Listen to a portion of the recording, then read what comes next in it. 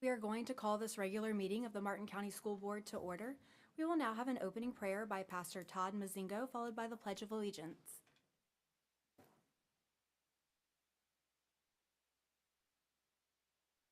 Father God, I want to thank you that the Martin County School District has decided to open their meetings in prayer, indicating they're looking for a wisdom from above. And you said if we ask, you'll give that. So we ask for that wisdom tonight. We ask for that insight, that clarity, that righteousness, and that truth. I thank you tonight that Dr. Moriarty has joined this group, unopposed, indicating that he was the right guy at this time to do this job. And I thank you, God, for the wisdom that you will give tonight, and that decisions will be made based on what is best for the long-term life of the students in our district, and not based on who throws the biggest emotional fit in a meeting. So I pray that you would just give them wisdom and guidance during this time and allow us to make the decisions that come from you. In Jesus' name, amen.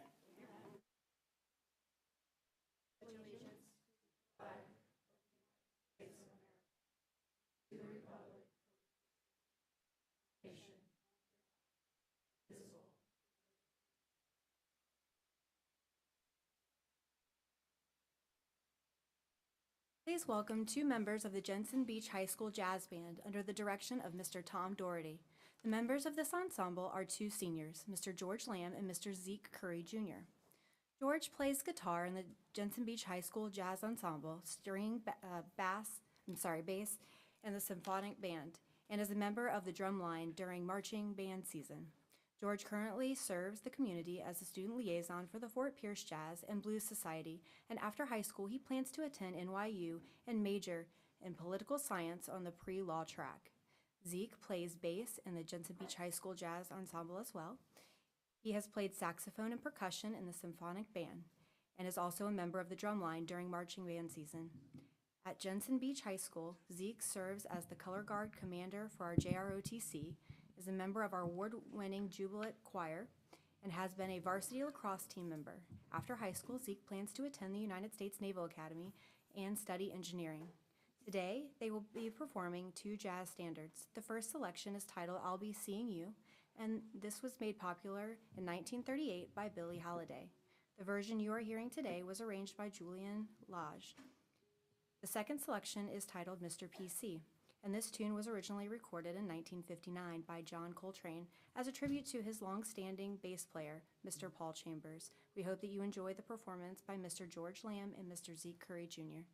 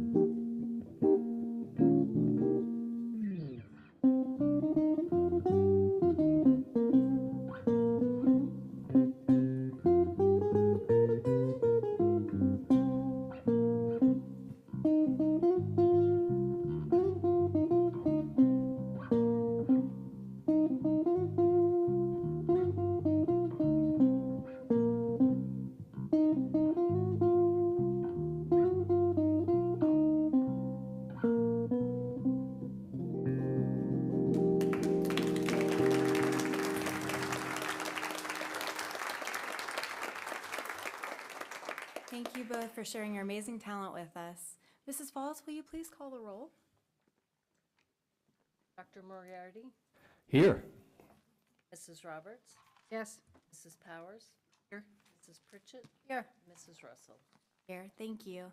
At this time, we will now have the swearing in of our newly elected and re-elected board members.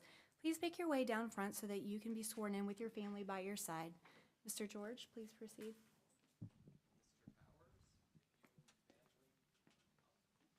Turn on the mic. Mr. Powers, if you and your family can come up onto the podium.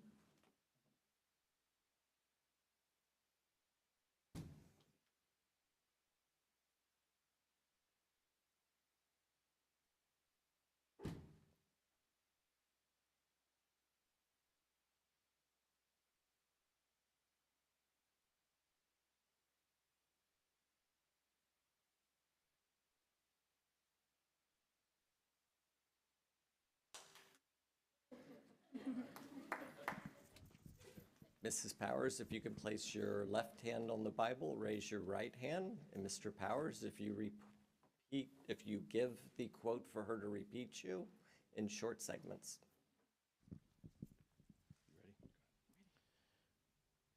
I do solemnly swear I do solemnly swear that I will support, protect, and defend that I will support, protect, and defend the Constitution and government the Constitution and government of the United States and the state of Florida, of the United States and the state of Florida, that I am duly qualified that I am duly qualified to hold office under the Constitution to hold office under the Constitution of the state of Florida, of the state of Florida, and that I will well and faithfully and that I will well and faithfully perform the duties of school board member perform the duties of school board member on which I am about to enter, of which I'm about to enter. so help me God. So help me God. Congratulations.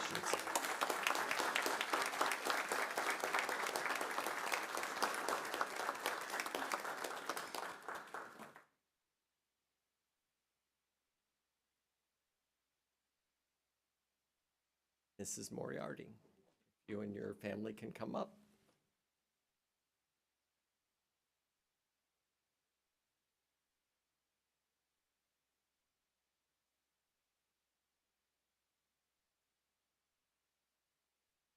Place your left hand on the Bible, Dr. Moriarty. Raise your right hand.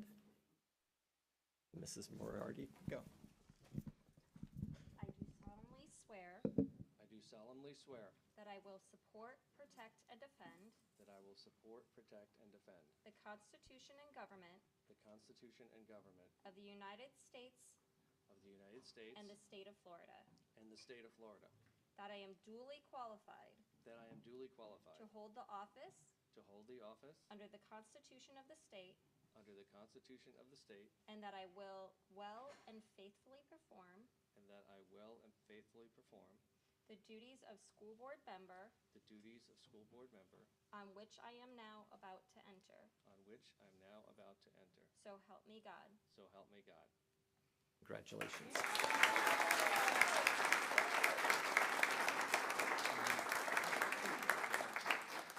Congratulations to you both. Mrs. Powers, I look forward to continuing to work with you, and Mr. Moriarty, welcome. I know you will make a great addition to the board. I would like to take a moment to thank a few of our dignitaries that are here today. Vice Chair of the County Commission, Ed Campy, Commissioner Stacy Hetherington, our County Administrator, Don Donaldson, and Stephen Layton from Congressman Mast's office. This time, we'll take a short break to allow our newly elected and re-elected board members to celebrate with their family.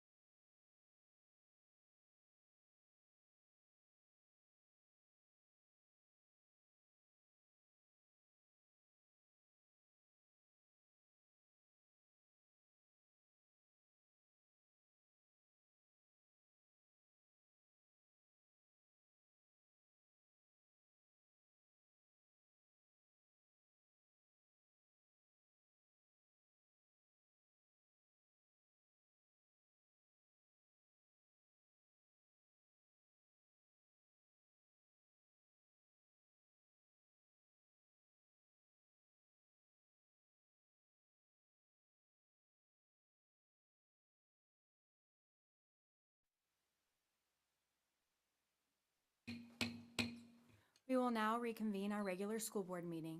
I wanted to take a moment to thank our tax collector, Mrs. Ruth Petruski, for coming today. I apologize for missing you earlier.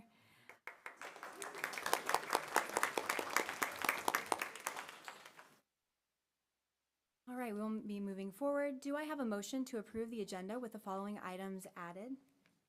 10.02, 10.03, items updated, 7.02, 18.09, and 21.06. Items removed, 16.09. Sorry, 6.09. I move to approve the agenda. I would like to pull item 13.03 for discussion. Okay, thank you. 13.03, move to action. I have a motion by Mr. Moriarty Second. and a second by Ms. Powers. All those in favor? Aye. Any opposed? Motion carries unanimously.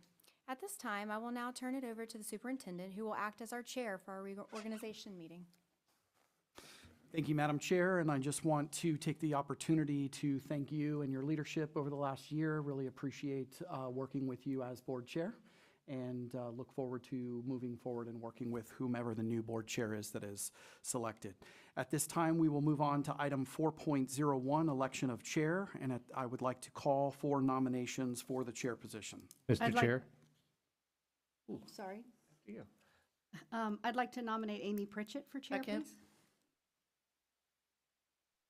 I have a nomination by Amy Pritchett, for Amy Pritchett by Mrs. Roberts, and a second by Mrs. Powers.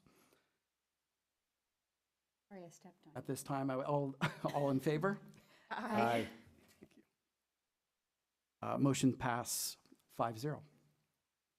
Congratulations, Mrs. Pritchett.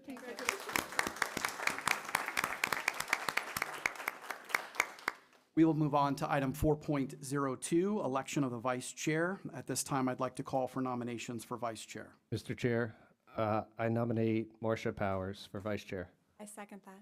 Okay, I have a motion to approve Marcia Powers as vice chair by Dr. Moriarty and a second by Mrs. Russell. All in favor? Aye. Aye. Motion carries 5-0. Congratulations, Mrs. Powers. Moving on to item 4.03, set the regular meeting dates and times. I call for a motion and a second to set the regular meeting dates and times being the third Tuesday of each month at 4 p.m., except for March 25th, which is the week of spring break, and May 13th, which is set for graduations. Do I have a motion? I move to approve. Second. I have a motion by Dr. Moriarty and a second by Mrs. Russell. All in favor? Aye. Motion carries 5-0.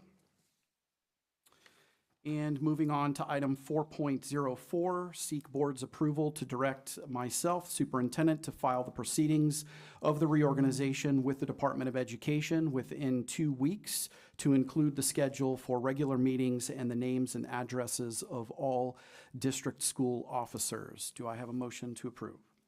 Motion to approve? Second. Motion to approve by Mrs. Russell and a second by, I think she beat you out, Dr. Moriarty, She's Mrs. quick. Powers? All in favor? Aye. Motion carries 5-0. And Mr. Superintendent, Yes, sir. currently on the meetings that were just adopted, there is a workshop on December 10th. I'm requesting if the board will allow there to be a short special meeting on the issue of an amended lease for the Boys and Girls Club. Do I have a motion? Do we need to, I think the chair would set that, right? Okay, so should we? Right. Yeah. Chair would set that when, Mhm. Okay. so we don't have to vote on that. Okay.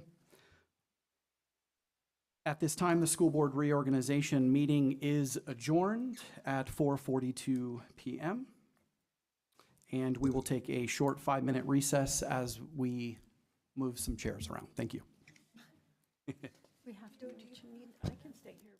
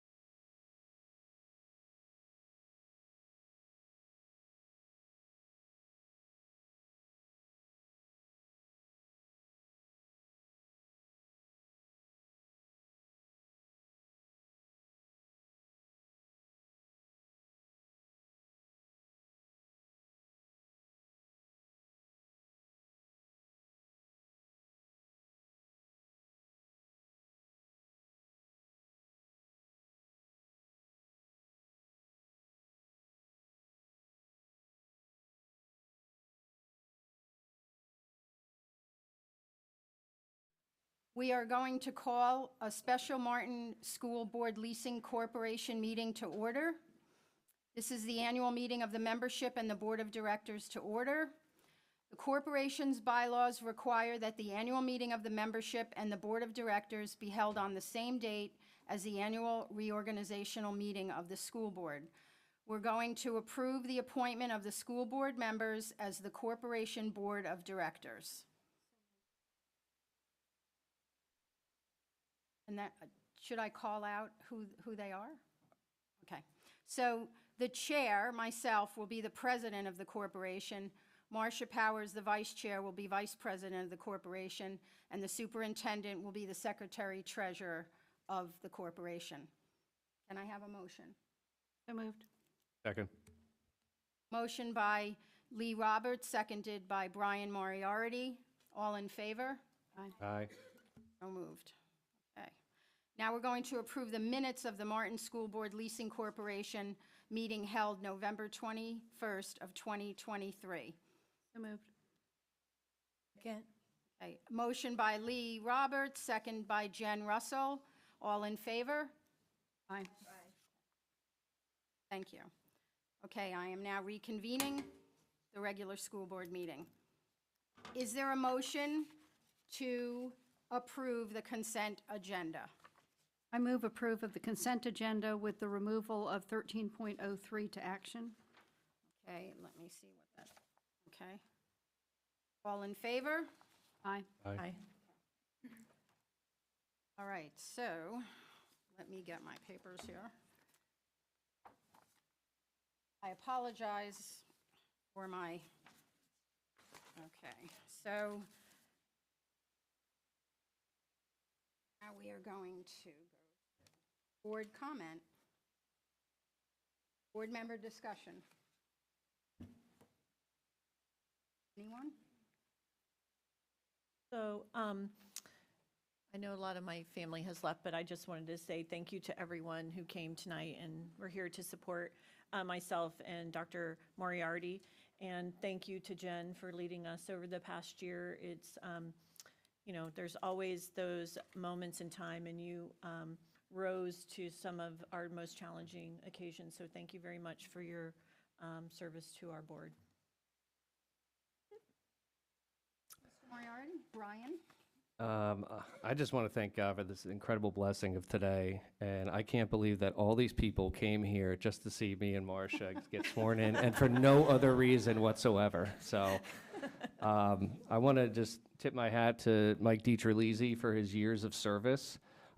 Mike, I know, will be watching, and we value his friendship and all that he's done for this board.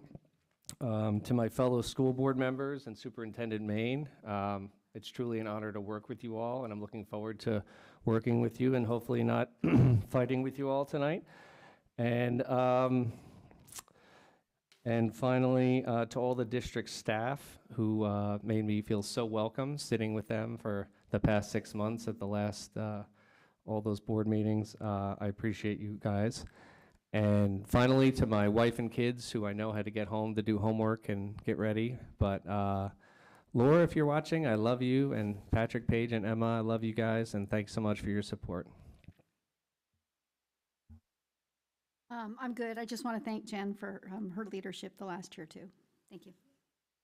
And I would like to thank you as well, and thank you to everyone for your support, and looking forward to a wonderful year together. Thank you. All right, next up, we have recognition, retirement recognition, Mr. Jeffrey Raymond.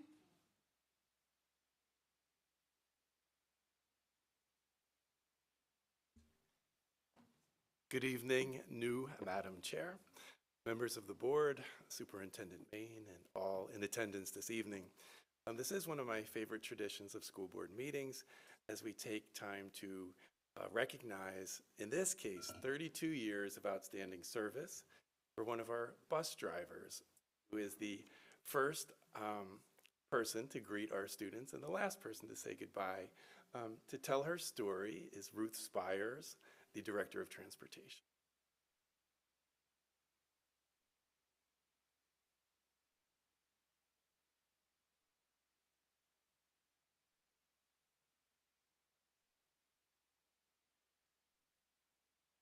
So just a quick side note, our guest tonight is not in attendance, but Ruth is still going to tell you all about June McAllister, an Okay. amazing teammate. Awesome.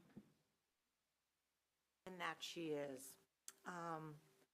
Good afternoon, Madam Chair, board members, and superintendent. Today we honor not just 32 years of service with Miss June, but the lasting impact that she made in my department. When I think of June, I think of her dedication, her commitment, and her passion. She's always been a constant source of wisdom, encouragement, support that enriched the lives of her coworkers and lifted the spirit in my department. On behalf of myself, her coworkers, and everyone here, I want to just thank her for her 32 years of service. And I just wish her well in her retirement. She definitely deserved it. Yes, thank you. All right, thank you very much. We'll make sure June gets this plaque. Appreciate it. Okay, Mark Carrolls will present the Florida Council for Social Studies Teacher of the Year. Good afternoon, Madam Chair, members of the board, Superintendent Main, members of the community. First off, Dr. Moriarty, I want to say to you, smart move, first official move. Shout out to the wife, smart man, good job. Excellent, excellent. On the heels of our own Teacher of the Year celebration from a couple weeks ago, congratulations to all the nominees and winners. It's always nice for us to hear from outside organizations that recognize the effort and hard work of our teachers. The Florida Council for the Social Studies recognized Jeanette Utek from Jensen Beach High School as the Martin County Social Studies Teacher of the Year for 24-25.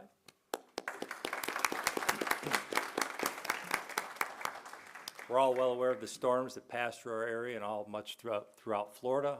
Unfortunately, they had to cancel the conference and awards night, so Jeanette did not get to experience that and go up and be recognized in front of her peers there. But we had spoken and talked about wanting to recognize her here at a board meeting and give her either a plaque or 10 minutes of free time to speak to the board. So at this point, Jeanette, the floor is yours. She chose the plaque. So it's my pleasure. Please join me in recognizing Jeanette Utek as the Florida Council of Social Studies Teacher of the Year.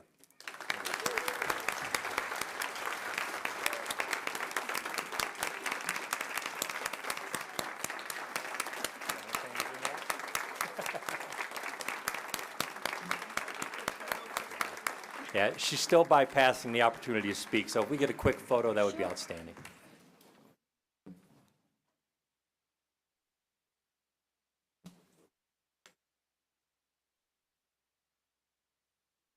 This sideways.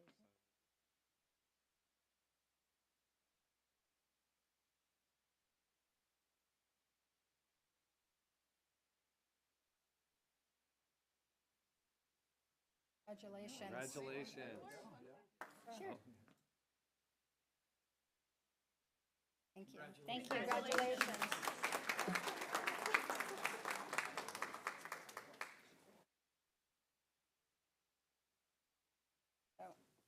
Next up, we have student rep Jamie Paulson.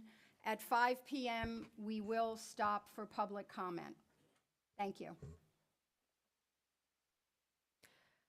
Thank you, Madam Chair. To start off with Jensen Beach High School. The Jensen Beach High School AF or JROTC performed numerous color guard ceremonies this month, including at the Treasure Coast Car Show, Stewart Moose Club, and St. Andrew's Church. Cadets also participated in the City of Stewart's Veterans Day Parade and helped clean up Jensen Beach. The American Sign Language Honor Society visited Jensen Beach Elementary multiple times this month to teach 4th and 5th graders an extended day basic American Sign Language. The Key Club at Jensen Beach High School raised $400 during last month's Trick or Treat for UNICEF fundraisers. Funds will support the club's international community in Zambia. 95 new members were inducted into the Jensen Beach National Honor Society last month. Members also put together over 30 Thanksgiving baskets for Elevate Hope's dinner donation drive. 11 athletes from Jensen Beach swim and dive team qualified for the state championship meet in Ocala this month. Their names are Jackson Brown, Ethan Kaysen, Izzy Fenneman, Madison Newman, Jordan Riordan, Abby Sanford, Natalie Scarcella, Justin Scuderi, Boone Stoneberg, Colin Stumbo, 10th overall in diving, and Parker Woods. At finals Friday night, the boys 200 free relay, Boone Stoneberg, Ethan Kaysen, Jackson Brown, and Justin Scuderi came in 12th. South Fork High School.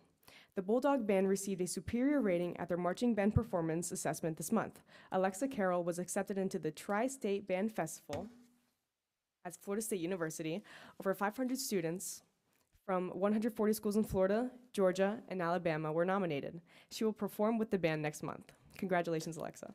At the state swim and dive meet, Finn May broke 2 school records, 50-yard freestyle with a time of 21 minutes and 22 seconds, and 100-yard freestyle with a time of 45.9 seconds. And the other one was 21.22 seconds. Excuse me.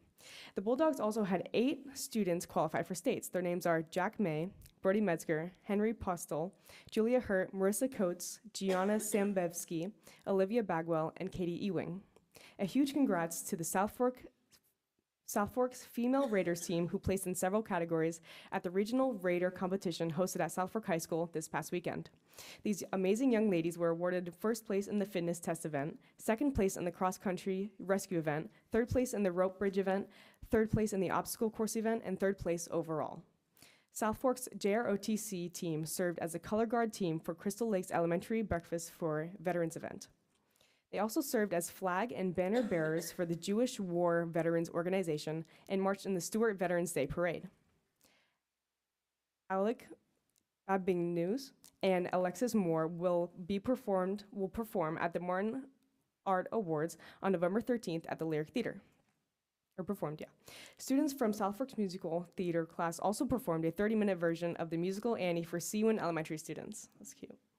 2 students from South Fork's new debate club placed first for legislative debate and extemporaneous debate. Congratulations to Bianca Bernard and Aria Call. 45 students were inducted into the Spanish National Honor Society on November 12th.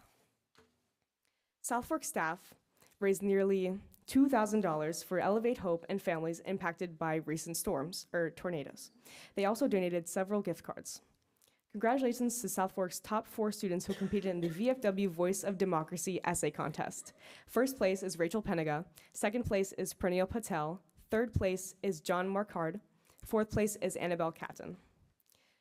South Fork High School's new Bulldog Closet was featured again this month on WPTV News Channel 5, shining a light segment. Miss Gordon, along with Principal Thompson, and 2 students were interviewed on live TV. Exciting.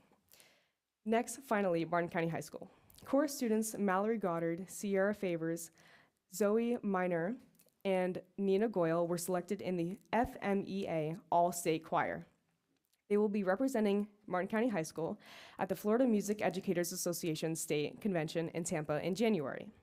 The Martin County High School Tiger Regiment received a superior rating for their performance at the Florida Bandmasters Association District 13 Marching Music Performance Assessment held at Jensen Beach High School. The Martin County High School Tiger Regiment also participated in the FFCC Outdoor Championships in Winter Garden, Florida. For the first time, the Tiger Regiment advanced to the finals of a state championship event, finishing 6th place in Class 3A and 8th overall out of 30 bands. Industry certification testing is off to a fantastic start at Martin County High School. Miss Dervin's photography students have made history by becoming the first in the district to earn the WordPress Certified Editor credential. A total of 80 students achieved certification in WordPress on their very first attempt.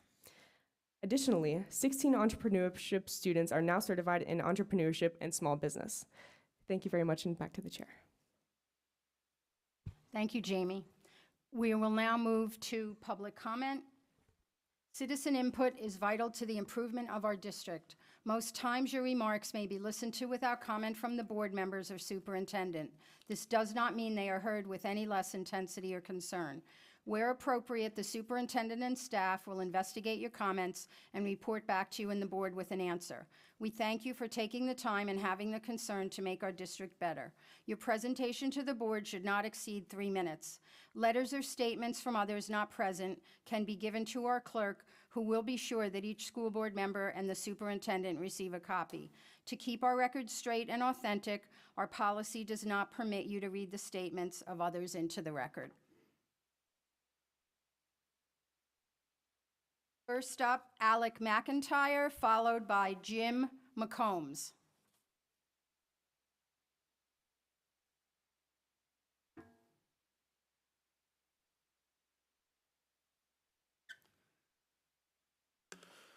Hello, good evening, school board members, Superintendent Main. My name is Alec McIntyre, and I'm here to speak on behalf of my fellow teachers about the teacher contract negotiations and impasse. So just a quick kind of pulse of the staff, speaking on behalf of the people I work with. We started off very positive, and as it drags on, it's become frustrating, and as it drags on further, people start to feel negative, even bitter, and sense of resentment fits in. So we really want to get it done. So I would challenge and encourage the board to accept a neutral third-party magistrate's decision when they meet.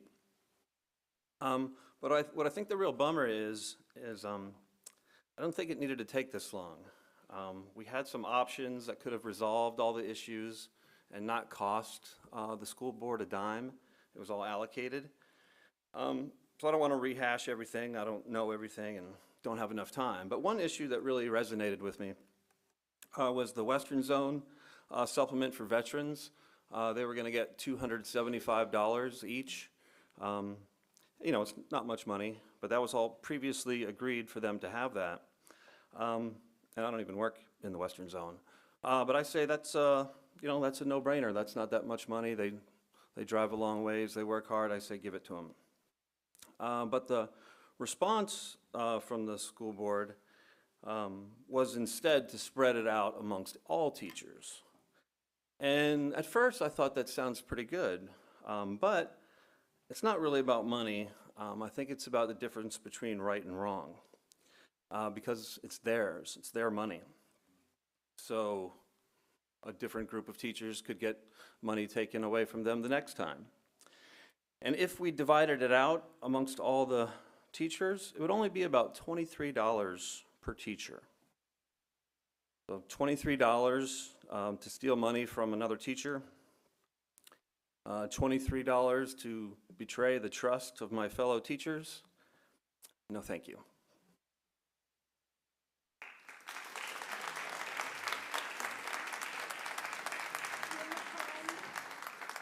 Jim McCombs, followed by Rich Schoenborn. Good afternoon and evening to the school board and the superintendent. My name is Jim McCombs. I retired as a pool manager in 25 years there. I know that pool inside and out, and to be having come here for the 5th time in a row to fight for a pool that's an asset and not a detriment to this community is a shame on you guys. I've watched all you guys. I've watched the other board members do this and go through this. These poor kids are being punished, and they shouldn't be punished for that. This is an asset that should be supported completely. I haven't seen the last time that because a football field cost too much money, that we buried it over and put a parking lot on it. Have we done it to a gym? Have we done it to tennis courts, basketball courts, tracks? No, you replace all that stuff. You should be replacing the pool. In that 25 years, I was always considered the redheaded stepchild and was told not to speak from the school board and people around because I was too aggressive about it or whatever. But I'm tired now. I'm retired, and I'm tired of having to fight for a pool that is a benefit for everybody in this community. Thank you.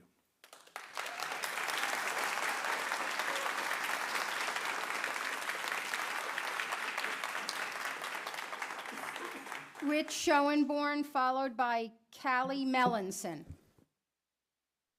Good evening, school board. I'm Rich Schoenborn, and I'm here to say save the Martin County High School pool.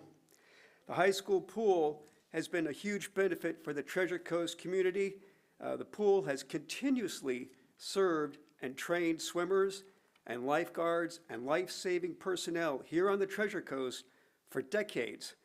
That has been true from 1975 through the 1980s, the 1990s, through the 2000s, and up to until this year, 2024, when the school board has chosen to close that pool.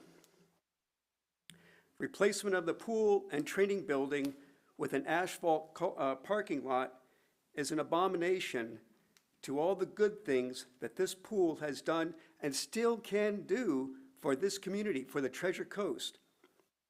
Please reopen the high school pool. The Martin County community needs 2 competitive swimming pools. The Martin County needs at least 2 competitive swimming pools to adequately train kids and accommodate the growing population. Sailfish Splash Park is a wonderful facility, but it is not able to adequately accommodate all the people and all the swimmers that participate in this area and show up at that pool. And you can see this pretty much every morning that you go there. Please reopen the pool and allow the community back into this facility. The high school pool, after mechanical and electrical repair work, was ready to be reopened to the kids and the public this past August, but the pool remains closed. The repair issues have been made. The pool is ready. Please reopen the high school pool and allow the community back into this facility. Members of the Martin County swim community have requested detailed information on the pool maintenance. Let the sunshine in. Please release that information. Please reopen the high school pool and allow the community back into this facility. Thank you very much. Oh, and if I forgot to mention it before, please reopen the pool. Thank you.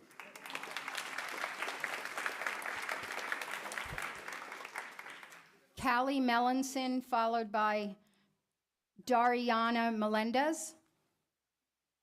Hi, my name is Callie, and I've swam for almost 4 years. Our team has had a very hard season, not being able to practice at our own pool.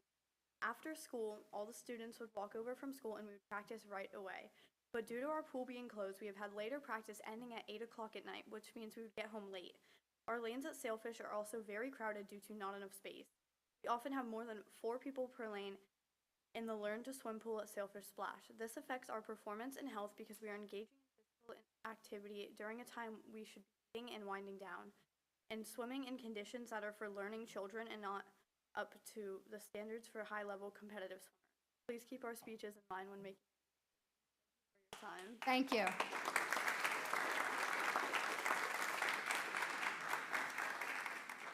Would you pronounce your name for me? I didn't want to do it wrong. That's okay, it's Dianera. Dianera Melendez. Yeah. Followed by David Weston. Okay, so first thing, I'd like to say the names of our state team this year. It's Lincoln Salazar, Savannah Hill, Jackson Wyatt, Doriellen Patton, Ethan Spur, Manuel Gonzalez, Roman Watson, Braden Fiore, Madison and Lauren Feeney, and our medalists for this year, Dianera Melendez, Sarah Dukowski, Julia Murphy, and Madeline Bessem. So, just wanted to put that out there for the record. Okay, so you guys are supposed to be helping our school community grow, right? Your job is to make our education the best it can be. And my question is, why has the opposite been done? It just seems like students need to be the #1 priority. It's the school districts, and these are children 18 and under. And it just feels like the budgeting and hatred has taken over, and it doesn't feel acceptable. And the numbers that I saw and were presented to me don't seem correct. It doesn't feel like it would be $5 million to do something that most estimates are less than $500,000. So that being said, I would also like to say that because of the decisions that are likely made in this room, it seems like one of the strongest communities in the United States of America, which is the swimming community and diving community, is faltering in this specific area because of the decisions made. And it just breaks my heart because I have grown up in this community since I was 9 years old. And this community has given me so much. And I don't want it to be the last time I'm in this community here at Martin County because of the decision that the pool's gonna be closed down to have a parking lot. I feel like more can be done in this situation, and I feel like there's a better solution to this. I'm just really disappointed, I gotta say. I haven't spoke here because I thought it would be solved with the amount of people and the multitude of people that we've had come speak here. But now is my time to go speak to you guys and just say that I'm graduating this year as well, and I'm leaving with regrets and in haste. And why would you want your kids to be to be in that situation? I mean, most of you guys are parents, and I wouldn't want that to happen to my children at all. It just doesn't seem like a great situation.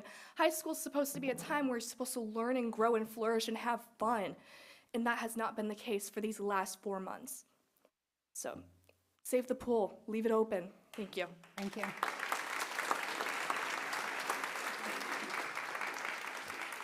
David Weston, followed by Sydney Thomas. Good evening. How are you guys? First, I want to thank you guys. You guys have a tough job. I don't envy you, but thank you for all your hard work. I appreciate everything you do. I'm now the head coach at Jupiter High because we don't have a water polo program here, so I have to drive an hour and leave the 15,000 kids that are here and not give them the opportunity to play water polo. So I took that job. I'm hoping that you guys will reevaluate the proposal and the budget that I gave you for water polo, tying that into the pool. You know, I went to high school in Miami, and they built us a pool, and in the 3 years that they finished the pool, we'd won a state championship, plus the multiple lifeguards that came out of the pool to go on to different careers, whether it be with the fire department. I think the pool is an asset. Lake Howell just finished a pool, I mean, maybe about 10 years ago, but it cost about $2.5 million. I don't know where these numbers are coming from that you guys are getting, or where they're coming from, but you know, for $2.5 million, you could build a 50-meter pool with a facility in there, and I think it's a valuable asset to the community.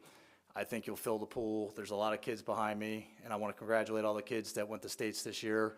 Great job. It sounds like it was very challenging, and I'm proud of all you guys. Thank you for the time, guys. Thank you. Thank you. Sydney Thomas, followed by Heather Rogers.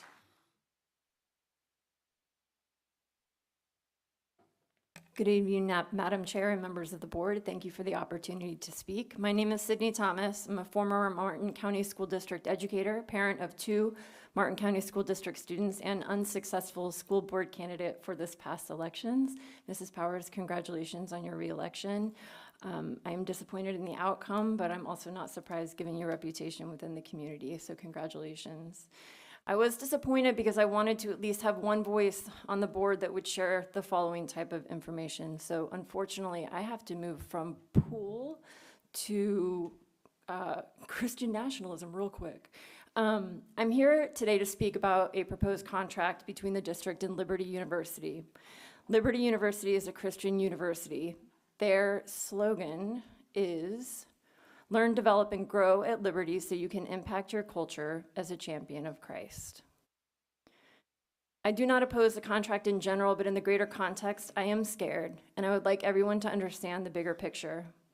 The intention of the next government in January is to eliminate the U.S. Department of Education under the guise of giving the powers back to the states, under the guise of creating more efficiencies and saving money. This came from a group, it's called the Project 2025, and it came from a group called the Heritage Foundation.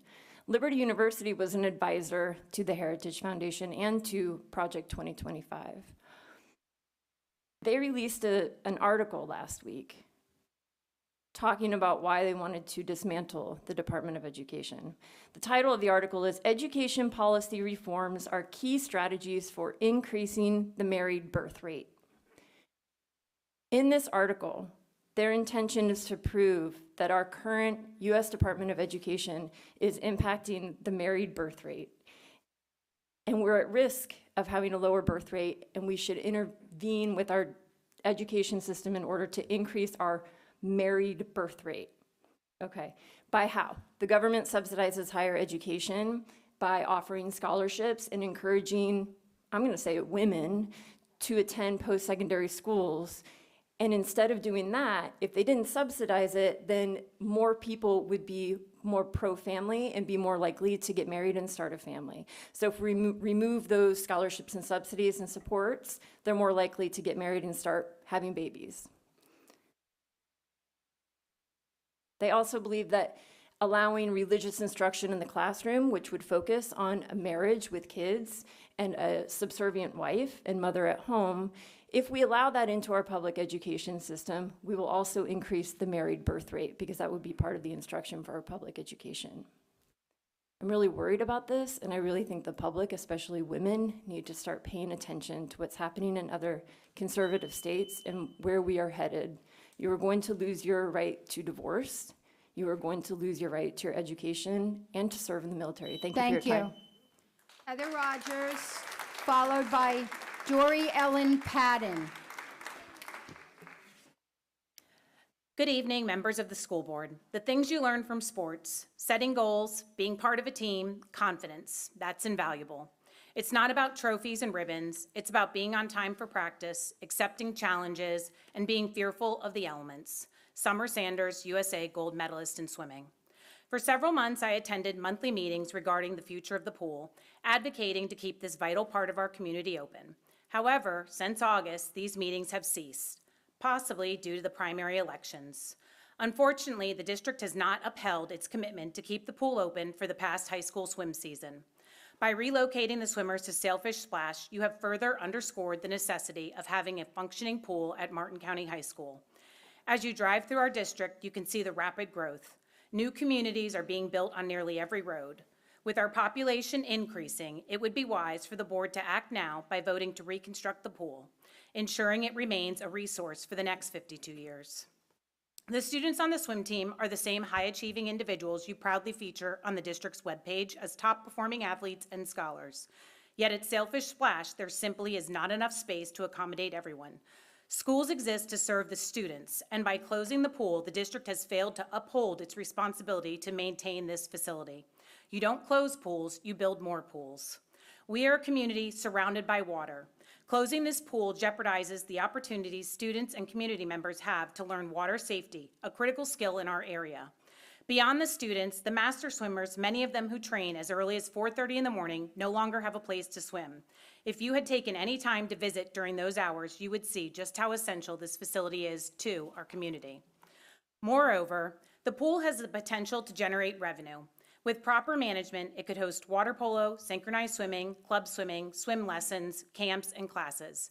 These programs not only benefit the community, but they offset the operational costs.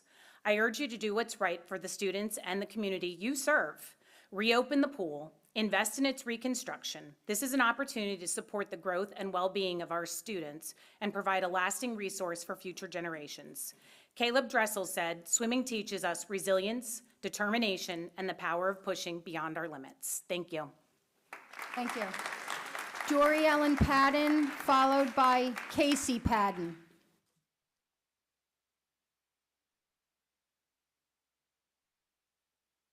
Hello, everyone. My name is Dorian Padden. I'm a junior at Martin County High School and a swimmer for the high school team.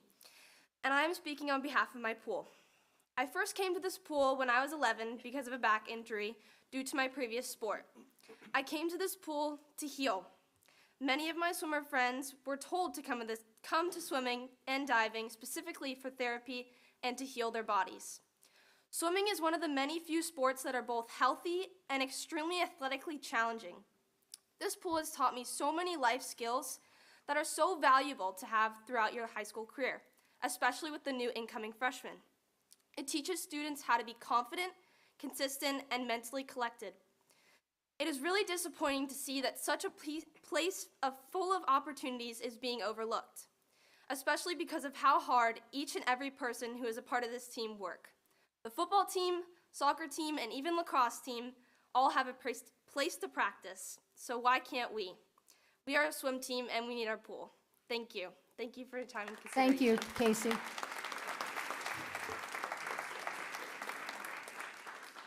Casey Padden, followed by Angelina Parajan. Hi. Hello, my name is Casey Padden. I go to Martin County High School, and saving the Martin County High School pool is crucial for preserving an invaluable community resource that serves students, athletes, and residents alike. The pool provides a safe space for swimming lessons, competitive training, and recreational activities, fostering physical health and water safety skills. It is also a hub for team building and social interactions, benefiting youth development and community cohesion. Investing in its maintenance, ensuring continued access to these opportunities while preserving a cherished facility that has long been a cornerstone of the county's educational and recreational programs. The swimming pool is awesome. Everyone has a good time there. And honestly, there's really no point in taking it away. Everyone likes it, and everyone's having a good time. So save the pool. Thank you. Angelina Parajan, followed by Amanda Carino. Good afternoon. My name is Angelina, and I was a former competitive swimmer for the Martin County Tiger Sharks. As a swimmer, I know what it is like to miss only a few days of practice. Practicing in a different pool is another variable to adjust to, as that is exactly what the Martin County Tigers, the high school team, had to do in the middle of the season. Not only did they have to maneuver around the obstacle of their home pool being shut down, but the team also had a few practices in a smaller pool at more or less an inconvenient time during the season. But while having to navigate through these drawbacks, they earned first place in districts and fifth place in regionals. In that sense, it is not a logical decision to make to close down the Dick Wells Training Center. Could the team have done even better if they had their pool for the entire season? No one will know, and no one will ever know if the pool is permanently closed. Myself and many others have greatly succeeded at that pool, getting records, winning championships, and even some going as far as Olympic trials. It is not the wisest choice to make to close this pool, as potentially some individuals could make it to the Olympics. The coaches, Coach Danny, Coach Barbara, and Coach Jim, are all outstanding and have helped many swimmers achieve their goals and aspirations. It would be disappointing to see the pool closed down. Please consider all of our points, and thank you for your time today. Thank you. Amanda Carino, followed by Daniel Hartley.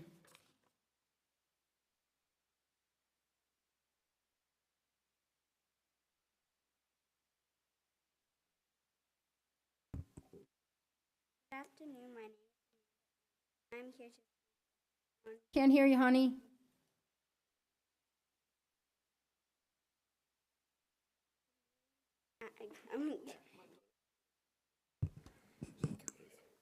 Good afternoon, my name is Amanda, and I'm here to speak on behalf of the Martin County High School. I miss the pool because it has many memories for me, and it's where I made a lot of friends. I learned to grow as a swimmer at this pool, so please keep it open. Thank you for your time. Thank you. Daniel Hartley, followed by Audrey Minnis.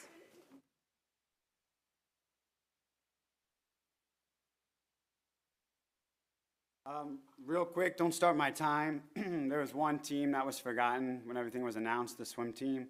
If my swim kids could stand up, please. Boys and girls were undefeated. Girls 9-0, boys are 8-1. Both were county champs, both were district champs. Our girls were runner-up at regionals, boys were 5th. And at states, our girls relay got a medal and placed 7th. Okay, so we had 17 kids, the most successful team, and they weren't even acknowledged. So thank you to them.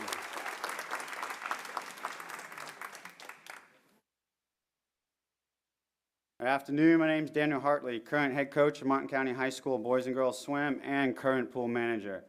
I am here once again speaking to save the pool. To the new board members, this is my 5th time in my short life that I'm up here speaking for the pool. My whole life growing up, I was fighting for this pool, and now as an adult, I'm still fighting for this pool.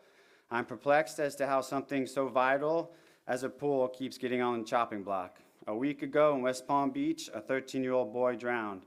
In a state with water everywhere, we need to do everything we can to help these kids learn how to swim, and at a bare minimum, teach kids life-saving techniques in case they do fall in the water. We need to focus on the future of this town and the children.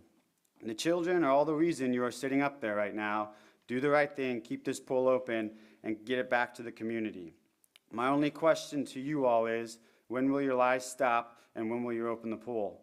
Mr. Derek Lowe was on the news last night as saying it's closed for safety reasons. It was closed for safety reasons, which were fixed August 26th. According to your $20,000 assessment, the first two sentences in there, and I quote from the experts, "The pool is in good condition for its age," and I quote again, "There is nothing to prevent the use of the pool." When will the lies stop and the pool reopen? Mr. Lowe is also quoted as saying whether or not it is a smart financial decision to keep the pool open. When did money become more important than the children and future of our kids and their safety? When will the lies stop and the pool reopen? Also, our last month's board member meeting, one of the board members was quoted as saying the swim team is no longer inconvenienced due to them being able to practice at Sailfish. How is swimming at 6:30 at night to 8 o'clock, getting home at 8:30, eating dinner at 9, just to start your homework then, not an inconvenience? How is swimming in 5 feet deep of water compared to 8 to 12 as all the other teams, not an inconvenience to others? We have 10 to 15 kids in each lane swimming in murky water and in not even the same distance as the other teams do. Also, there was a board member quoted as saying, "A district employee keeps contradicting everything we say." Yes, absolutely right, because I'm at that pool every single day. I know what the costs are for that pool, what needs to be done to that pool, and I am buried and kept at a desk for 10 weeks while things are going on. Keep the pool open, do the right thing, and help these kids succeed.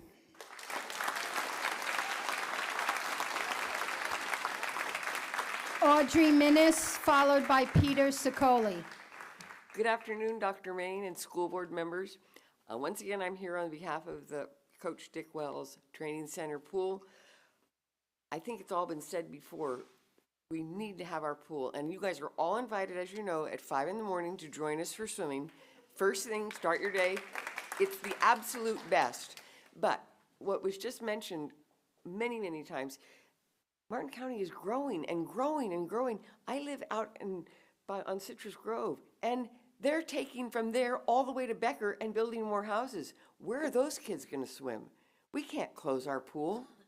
We need more pools. What else? Okay, that's it.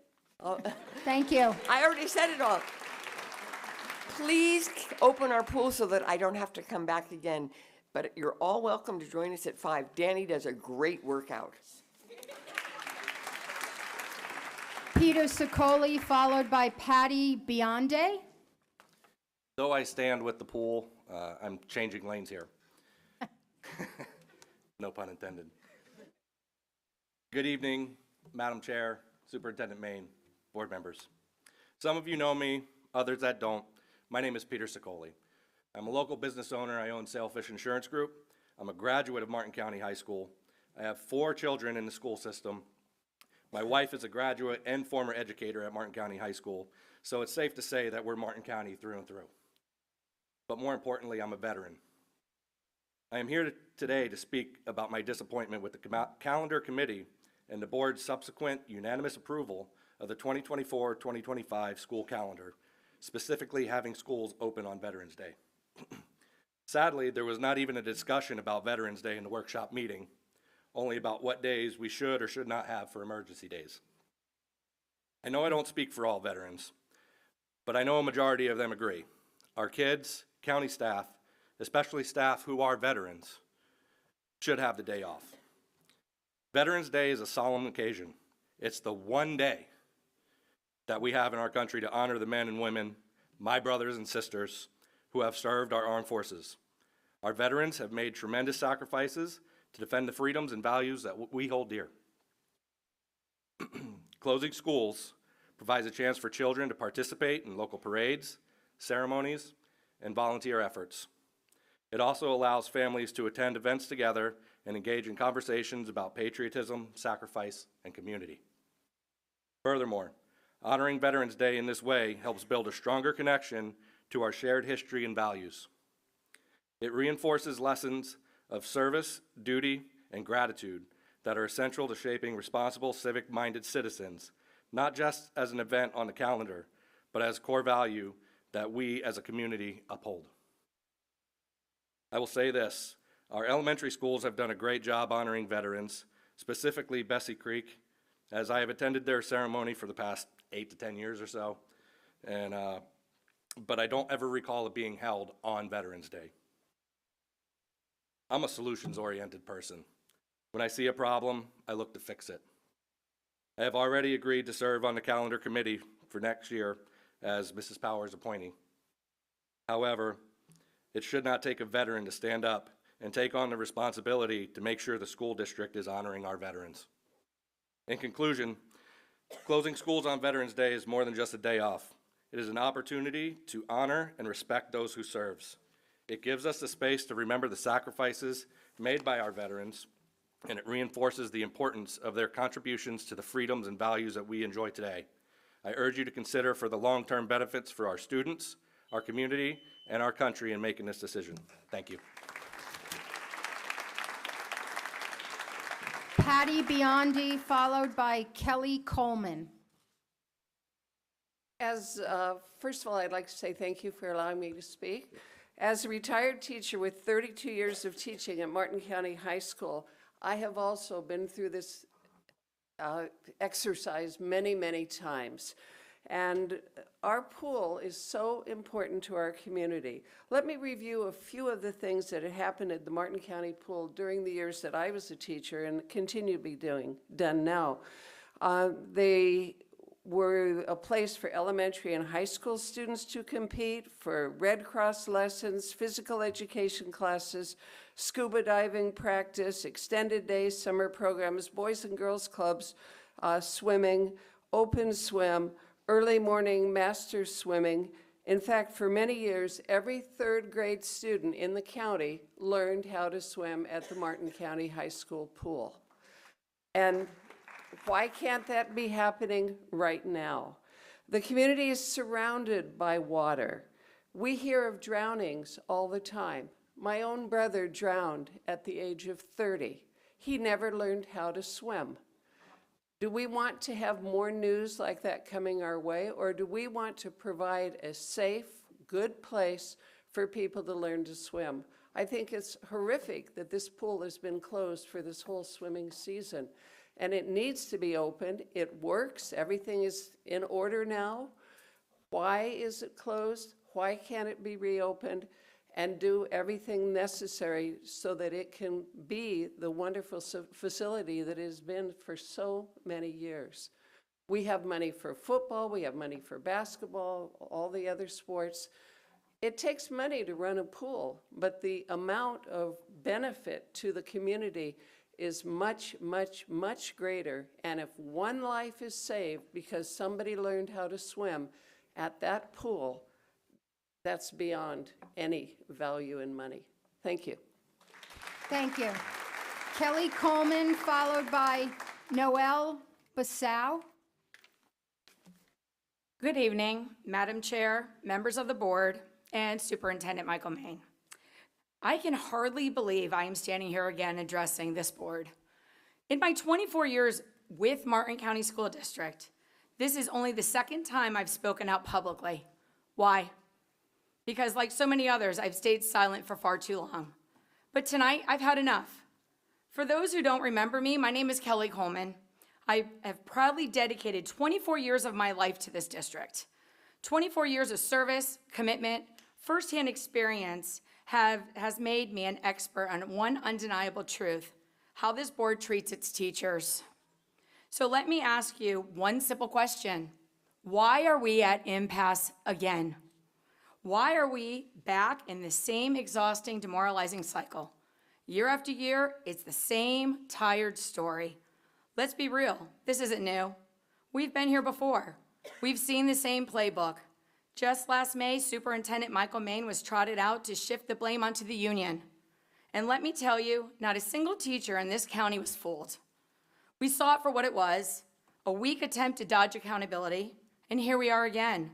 Different day, same nonsense. Let's break this down. We're here over $28,000, that's it. For anyone watching at home, let me make it clear. This impasse isn't about principle, fairness, or well-being of our schools. This is about petty resistance over trivial sum of money. This contract should have been settled already. This year was supposed to be different. Wasn't that the plan? Instead, we're being forced into yet another fight, wasting everyone's time, taxpayer dollars, and for what? So this board can squeeze every last ounce of patience and morale out of its teachers? Well, let me tell you something. Teachers will not sell out their colleagues for $23. Not now, not ever. Here's what I know after 24 years in this district. The problem isn't us. The problem is sitting right in front of me. The board has become an obstacle, not the solution. You've created division, frustration, mistrust. But here's the thing, you're not fooling anyone. Teachers know what's really happening, and we're done staying quiet. Enough is enough. Stop the games. Compromise. End this impasse now, because if you don't, the message you're sending is loud and clear. You don't value us, and you don't value the future of this district. The time is to act now. Show us that you're ready to leave with integrity. Thank you for your time. Noel Bussum, followed by Aubrey Bussum.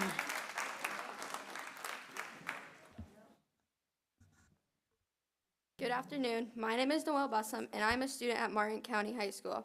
I'm here today speaking on behalf of the Martin County High School pool. I would first like to thank you for putting your time and money into evaluating the pool. My high school season was next to a disaster. Practicing from 6:30 to 8 p.m. every single day in a 6-lane, 3-foot deep pool was extremely inconvenient and mentally exhausting. I was always tired because I would have to stay up late doing homework. For swim meets, we would have to travel more often because there were no home meets, which would result in me having to skip more school, coincidentally my math class, which led to me not achieving good grades on tests. Thank you for your time, and please save the pool. Aubrey Bussum, followed by Madeline Bussum.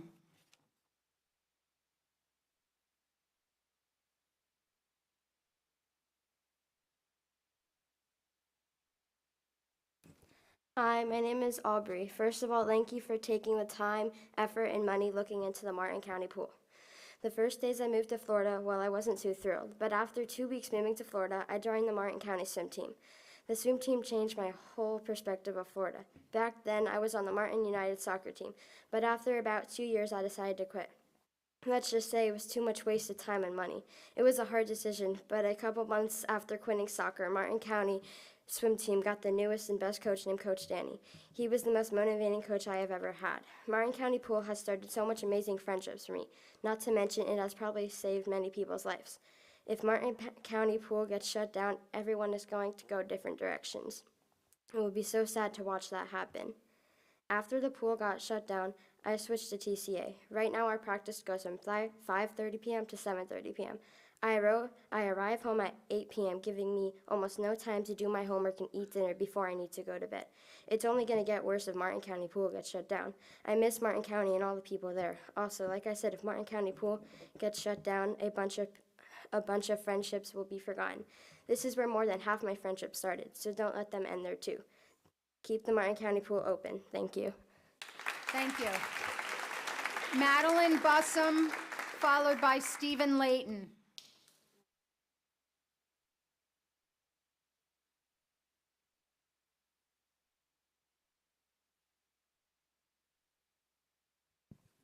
Good evening, Superintendent Main, Madam Chair, and members of the school board. My name is Madeline Bussum, a student at Martin County High School, and I stand here before you not for the first time, but the second on behalf of the Martin County Pool closure. To start, before I express my concern, I would like to express my gratitude for the amount of time, effort, thought, and money you have all put into this issue. Finding someone to scope out the area and give us such a detailed summary has been extremely helpful and eye-opening to us as a community, and we are truly grateful for that. That being said, I think it is important I address some of my concerns as both a swimmer and active member of the community. The Dick Wells facility is more than just a body of water. It is a place where individuals can learn, grow, and most importantly, stay safe in our community.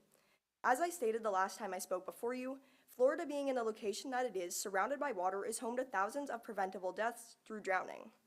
Though I do not have the exact number of deaths in front of me today, the point still stands that we could use this pool to have swim lessons, which can save lives. Now, you may be all thinking to yourself, why can't we just do this at Sailfish Splash Water Park? The answer is simple. There's not enough space. Before the closure of the pool, many argued this very point, not knowing we would be faced with this issue in our current day. Following the closure of the pool, the Martin County High School team was forced to practice at Sailfish Splash, where they got the short end of the stick with practice times from 6:30 to 8. This practice time, though we are very fortunate to have, was not even close to ideal, breaking apart family dinners, prolonging homework, missing school functions, and altering our delicate sleep schedules as teenagers. Though I could talk for hours on this issue, I want to keep this speech relatively short, so I will end with this. Take a look at this medal. It is one of only 4 state medals awarded to anyone in Martin County, and it came from the girls' 200 medley relay produced from a season of trials. Think about how many more of these we could have if given the resources that we need to succeed. Save the pool. Thank you. Thank you. Stephen Layton, followed by Stephanie Peterson. Superintendent, Madam Chair, board members, good evening to Marcia and Doc. Congratulations on a new journey. I like all the pins, by the way. The commissioner and I were talking about them. To staff, thank you. I come here in 2 hats. One, on behalf of the congressman as his chief of staff. Your pool issue and our issue here in the community has made its way to Washington. And we have had a number of phone calls and conversations with family members, with teachers, with parents, and with the current team members and coaches. And so the congressman's concern and more importantly thought is we have directed staff to also help and look at any grants or any funding that we can help offset if you so choose to move forward when tonight after your vote you open it for them to swim. Let us know. Let us know how we can be helpful in that. On a personal note, I swam there for Coach Wells. I worked there for Coach Wells. Mrs. Bionde, I'm glad I didn't follow you because that was eloquently stated. I remember her swimming in the pool and I would retrieve her floats. Long and short, because I couldn't speak Spanish, I'm getting off pace here, but a number of us grew up utilizing that pool in the YMCA. I don't know what the funding is, I don't know what the cost elements are, and I'm sure staff is given that to you, and welcome to the board, and that's going to be one of your votes. On the other hand, to address Veterans Day, and I wasn't planning on doing this, but I want to address Peter's comments. I was on that committee that we decided to move forward with having Veterans Day open to the school. And Tracy Miller, Dr. Tracy Miller, was very helpful in outlining that committee, very open to the community. We met multiple times, and I think she was so thorough to the extent where we went through Sunshine and a number of other things. I have 45 seconds, so I'm going to wrap it up real quick here. At no time when I made that motion, it was unanimously voted upon, not only in the committee on 2 different occasions, but by the board at the time, was there to ever embarrass or upset or dishonor you or your service or anybody for that matter. That actual idea came from the congressman. So students understood what Veterans Day meant. I think this year, and to you, Superintendent, and for the school, and what you did, I think was amazing by the grandparents who came in and ate breakfast with the students. The congressman going and speaking to multiple schools on behalf of what Veterans Day truly was. In addition to that, the caveat that I made, if I may, for 10 seconds, in that meeting, I made it specifically so band, Boy Scouts, Girl Scouts, any club members could attend the parade or any other event taking place that day to be very upfront and not to be closed off, and to really represent those who served our community. So thank you. Look forward to moving forward with the pool issue on the congressional side. And if I can help out on the committee later, let me know. Thank you. Thank you. Stephanie Peterson, followed by Savannah Hill.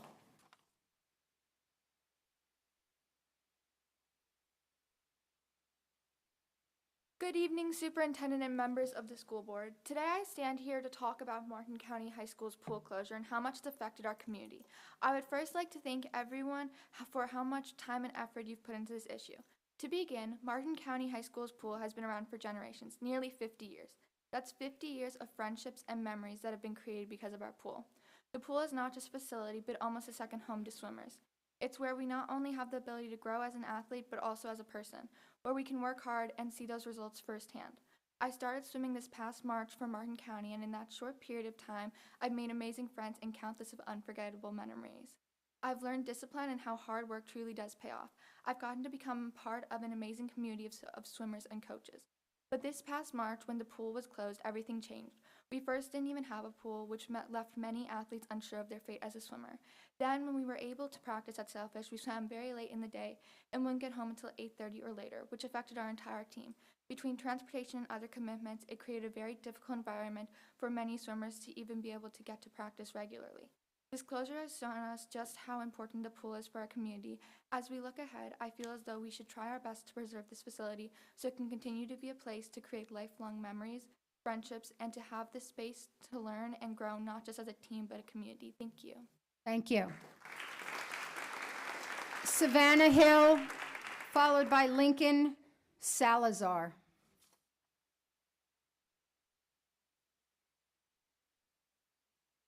Good evening. My name is Savannah Hill, and I'm speaking on behalf of my pool. In this past season for the high school swim team, I was one of our 4 team captains. As a junior, this was my third and by far most unusual and unpredictable season. I, like so many others, wasn't expecting to be kicked out of my pool mid-practice, mid-season, one day. Adjusting mid-season to a shallow, warm, unsuitable last resort is unfair to any athlete. I wasn't prepared for my training to be disrupted so much and to become so tired after each and every day. Because our pool was closed, the most successful team in the district became an afterthought. My team struggled. Every day, all 35-ish of us would show up at 6 p.m. early to practice and would leave by 8 p.m. because realistically, our dedication to the team did not stop, but it seems like yours did. So I would get home after 9 p.m. or even later some nights, having to eat in a rush, do my schoolwork in a rush to get to bed. This season tested the perseverance of my team, and we're lucky that we had it and kept fighting, even though it seems like you have stopped. The next season and the season after should not have to be like this one was. I also would like to mention that swimming is a sport with a huge community and interests a lot of kids. Right when my pool closed, my fellow captains and I stood before my school community during curriculum night and told nearly 20 students and their families that wanted to join the team that they absolutely could.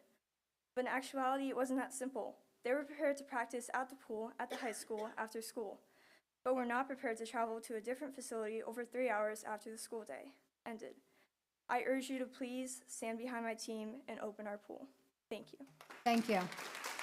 Lincoln Salazar, followed by Christina Fiore. Good evening. My name is Lincoln Salazar. I'm a senior in high school, one of the captains of the boys swim team, and I've been training at the Martin County Pool for 4 years now. As a senior, I believe my last season was ripped away from me. I've trained at the Martin County Pool every single day for the last 4 years for up to 5 hours a day at times, all in preparation for my senior year, and I never would have been able to guess that the millions of yards and thousands of hours I put in would be ripped away from me. We got the news that the pool was being shut down in the middle of a practice. We were told to get out of the pool and sit down. It was then explained to us that we had to leave because the pool was being closed after being promised by all of you that we would have it for the 2024 season. We were then out of the water for a week, trying to find time at Sailfish Splash to train, to then be made to practice from 6:30 to 8 p.m.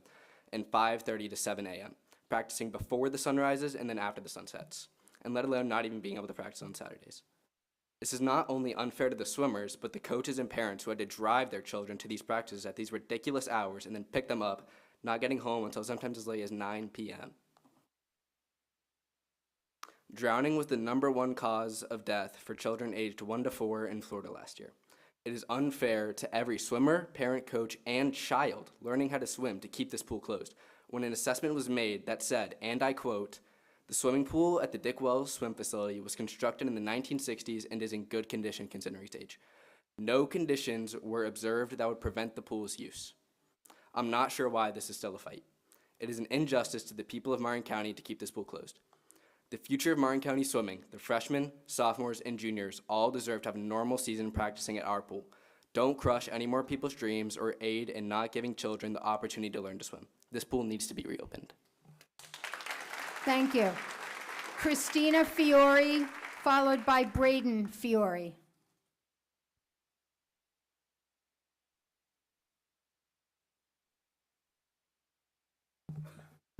Good evening.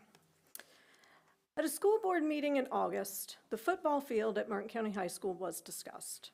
Some updates or improvements were being made at the time or being planned for the future, but it was made very clear that there would not be any disruptions to the football season.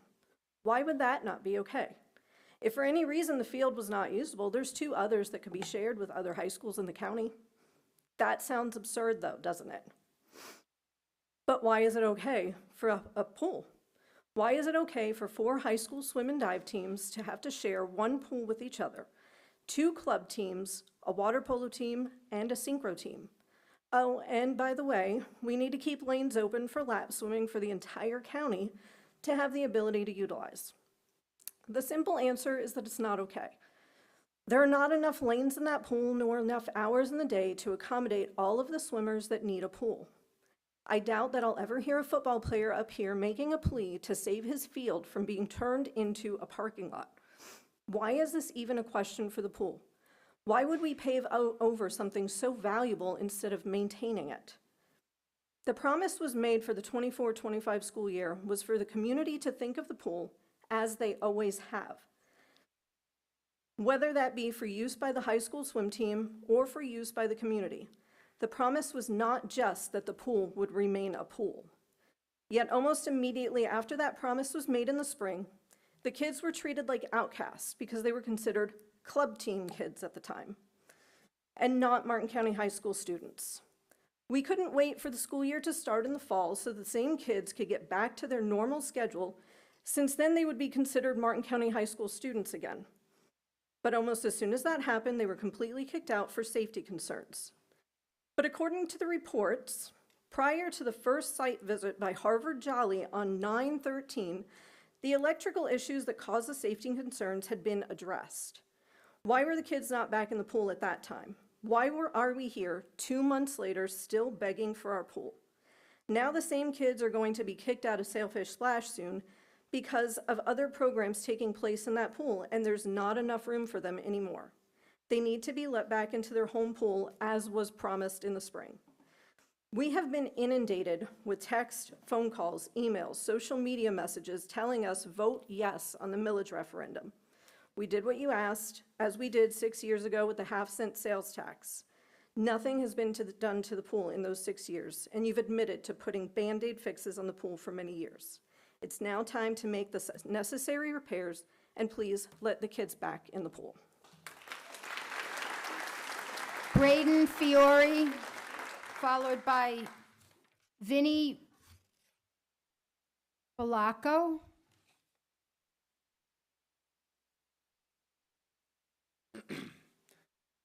Good evening, Martin County School Board. I am here on account of the pool at the Martin County High School. I'm a swimmer in the 10th grade for Martin County High School and for the Martin County Club team. Being on the Martin County High School team and club team has benefited me in so many ways. It has drastically improved my fitness, instilled discipline and mental fortitude into me that I will carry for the rest of my life in and out of the pool, including in school. And it has brought me to a wonderful community of great teammates and exceptionally skilled coaches that push each other to be their best self. The closing of this pool means less of these benefits for your students, as they won't want to, or can't, travel to Sailfish Splash or deal with the skewed practice times. The pool at Sailfish Splash is not a reasonable alternative. Time slots for lanes are full, leaving us with ridiculously late practice times. When these slots do open up, we still have transportation problems. The Sailfish Pool is not on campus like the Dick Wells Training Center. Additionally, we do not have locker rooms at Sailfish, meaning swimmers have to carry equipment throughout the school day. Also, we were promised that the pool would be open for the 2024-2025 school year. Apart from the very first few weeks, it has been closed, and we have been thrown to Sailfish. During the season, our practice times have gone from 3:30 to 5 p.m. to 6:30 to 8 p.m., a time that not only disrespects one of your high school teams, but also disrespects the staff of Sailfish Splash, as they now have to stay later for lifeguarding, cleaning, and other tasks done after everyone is gone. Please make the right decision and keep this pool open.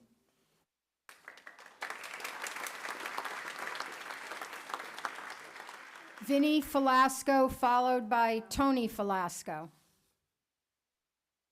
Good evening. My name is Vinny, and I miss swimming in our home pool. Please don't make me give up swimming and save the pool.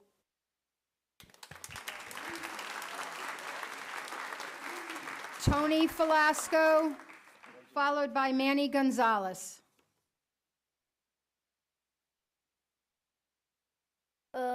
Good afternoon. My name is Tony, and I've been swimming for Martin County High School pool since I was 6 turning 7. Now I'm 10 years old, and I'm no longer swimming in the same pool.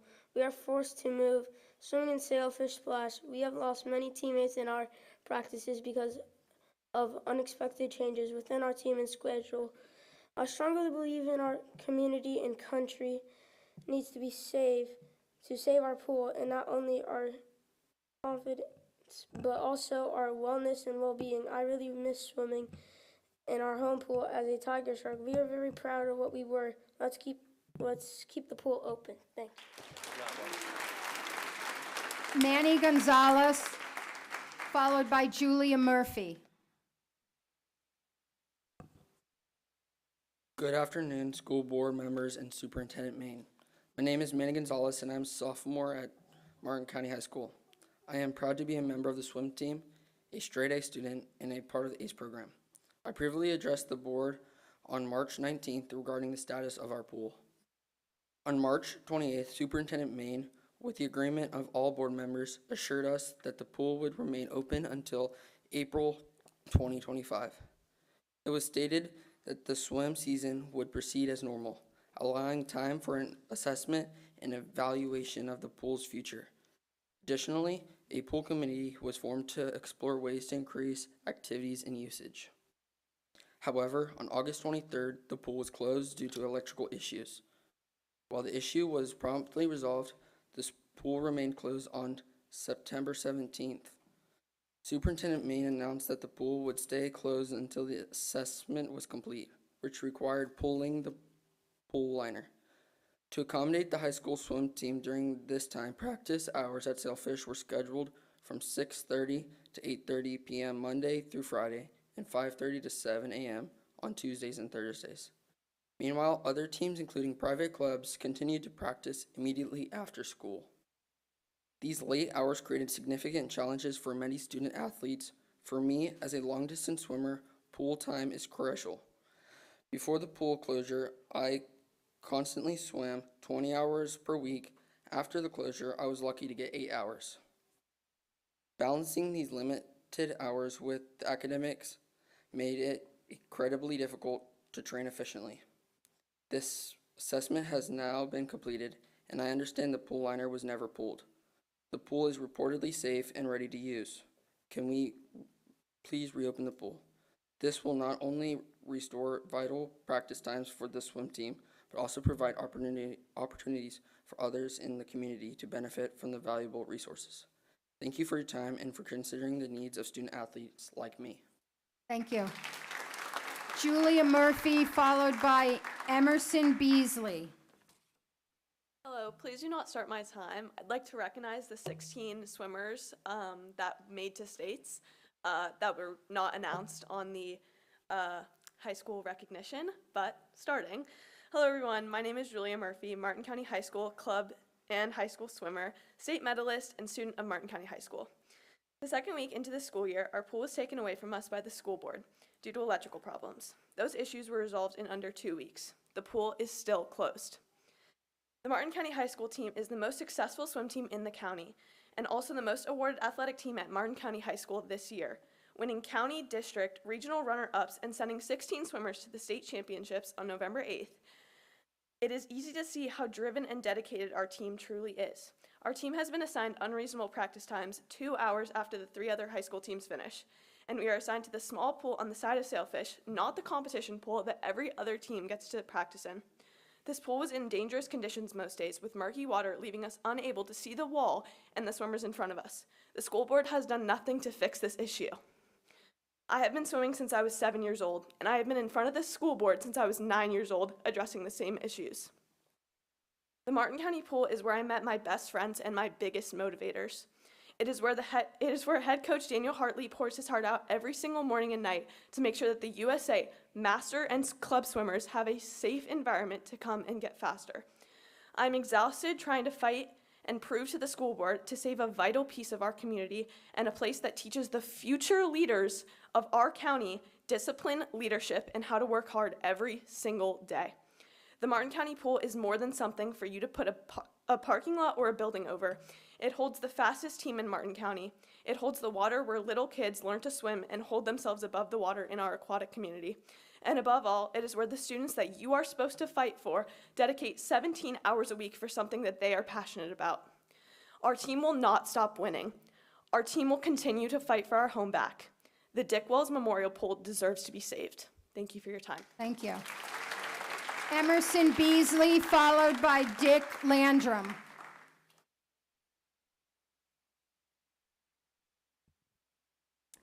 Good afternoon. My name is Emerson Beasley. I'm a fifth grade student at Palm City Elementary School, and I've been a swimmer on the Martin County Tiger Sharks swim team for the past 4 years.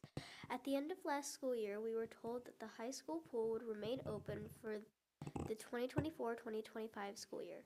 However, I have not swum there since July. Instead, my teammates and I have been swimming from 7:30 to 8:30 p.m. every evening after all the other teams have completed their practices. I don't understand why that had to happen. I love swimming, and I hoped that I could one day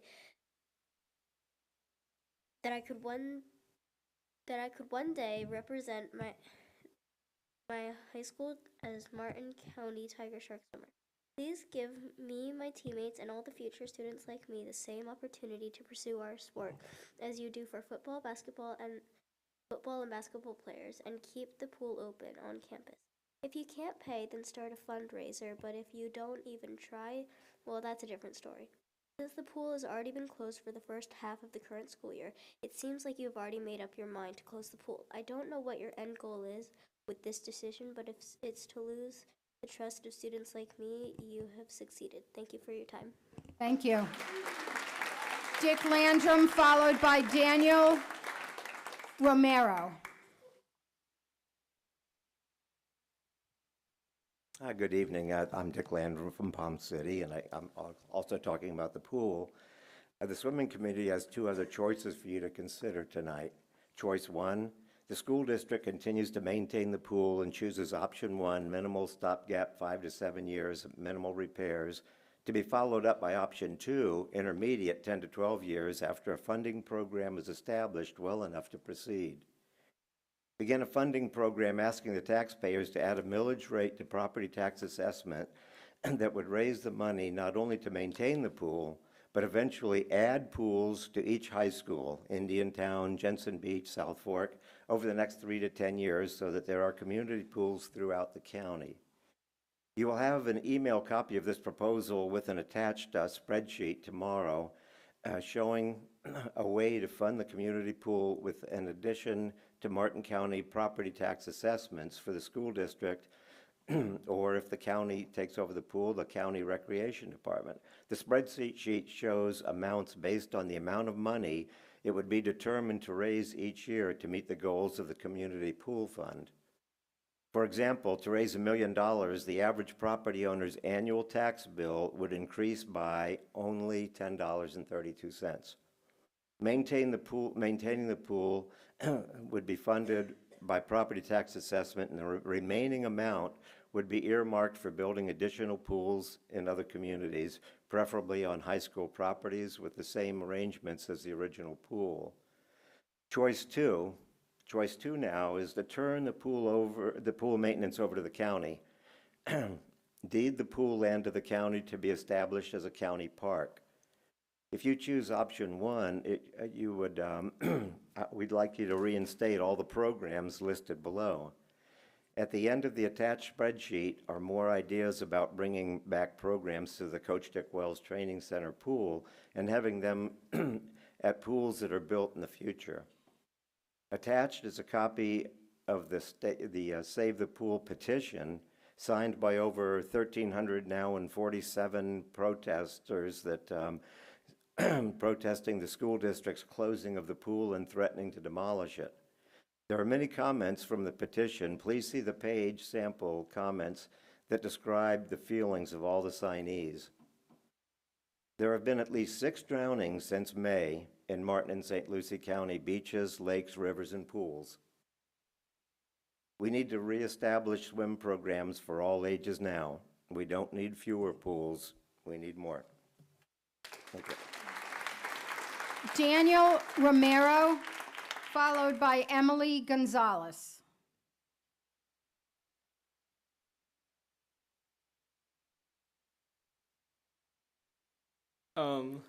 Hello. This is my second time being here, but I didn't speak the last time, so I figured I should pop out. My name is Daniel Romero. I'm a freshman swimmer at Martin County High School and a member of the Martin County Club team. Although I haven't been on the team half as long as other swimmers, I've excelled in this sport faster than I could imagine, all thanks to the competitive environment the team has to offer. We all push each other to become our best selves every day. We cannot lose this pool. Swimming at Sailfish Water Park is nothing but chaos. Some teammates arrive at least 45 minutes late because of the school schedule and the practice starting time. If you would be so kind as to reopen our pool, these problems would be non-existent, making things run smoothly rather than disorganized. A friend of mine pointed out that other sports receive more funding than swimming, which offends us because we work just as hard, if not harder, than other sports players. Our coaches Barbara Proctor, Jim McCombs, and Danny Hartley work hard to make sure the team gets time so we can stay in shape for the season, which is especially hard during the high school season. Our team was given the worst of circumstances, yet we still made it to the state championships, all thanks to our 3 coaches and their persistence. We've worked hard, and we deserve our pool back. So let's stop the hate. Thank you. We are going to take a 5-minute recess.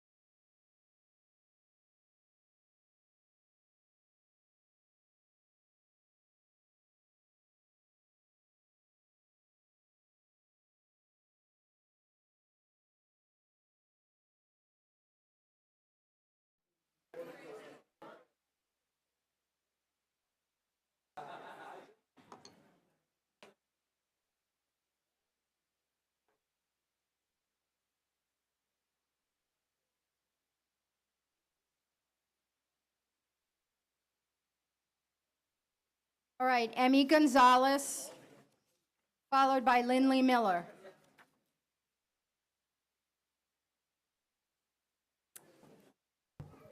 Hello, school board and Superintendent Main. My name is Emmy Gonzalez, and I'm 13 years old, and I am in 8th grade at Stewart Middle School. I have been part of a synchronized swimming team for 4 years. We compete at a junior Olympic level against other teams from all over the nation. We went to Portland, Oregon over the summer, and we placed 4th in the nation. We have kids from all ages and teams and backgrounds. We also have athletes with disabilities. We swim 3 days a week at Sailfish Splash. We require a deep pool and many hours to stay this competitive. We were excited about the opportunity to swim at the Martin County High School pool on days Sailfish had competitions or simply not enough room.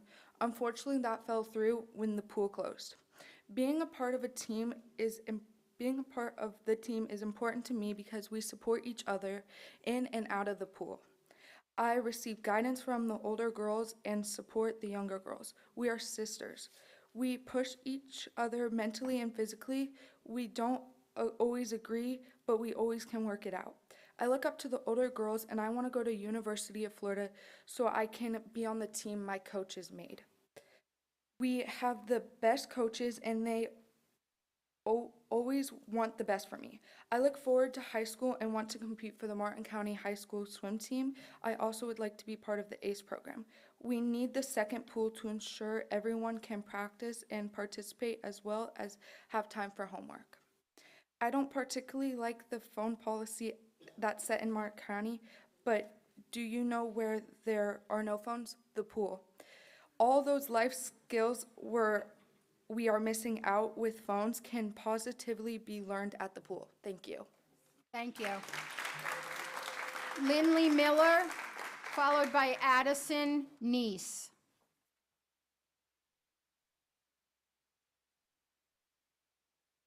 Good afternoon. My name is Dr. Lindley Miller. I'm a local veterinarian. As we gather here today, I think we can all agree that as a nation, we are feeling a sense of division. Many people are tired of the constant discord, but above all, we all want the best for our children, the next generation. Today, I stand before you not to speak about the pool, but to talk about something much larger, something that can bring us together as a community, and that is the power of sports. I grew up in the Midwest in a small town where the community came together to support its schools and its athletes. It was a place where pride ran deep, and everyone pitched in to make sure the kids had the opportunity they deserved. I miss that feeling, and I can't help but wonder why we don't have that same spirit here in Martin County. The truth is, building strong sport teams doesn't just build athletes, it builds strong, independent, and successful individuals. Sports teaches kids how to work together, how to manage their time, how to take feedback, how to lead, and how to follow directions. These are life skills, essential skills that set kids up for success in college, in careers, and in life. And yet, I'm saddened to see that we don't seem to have that same sense of pride and support for our local sports programs.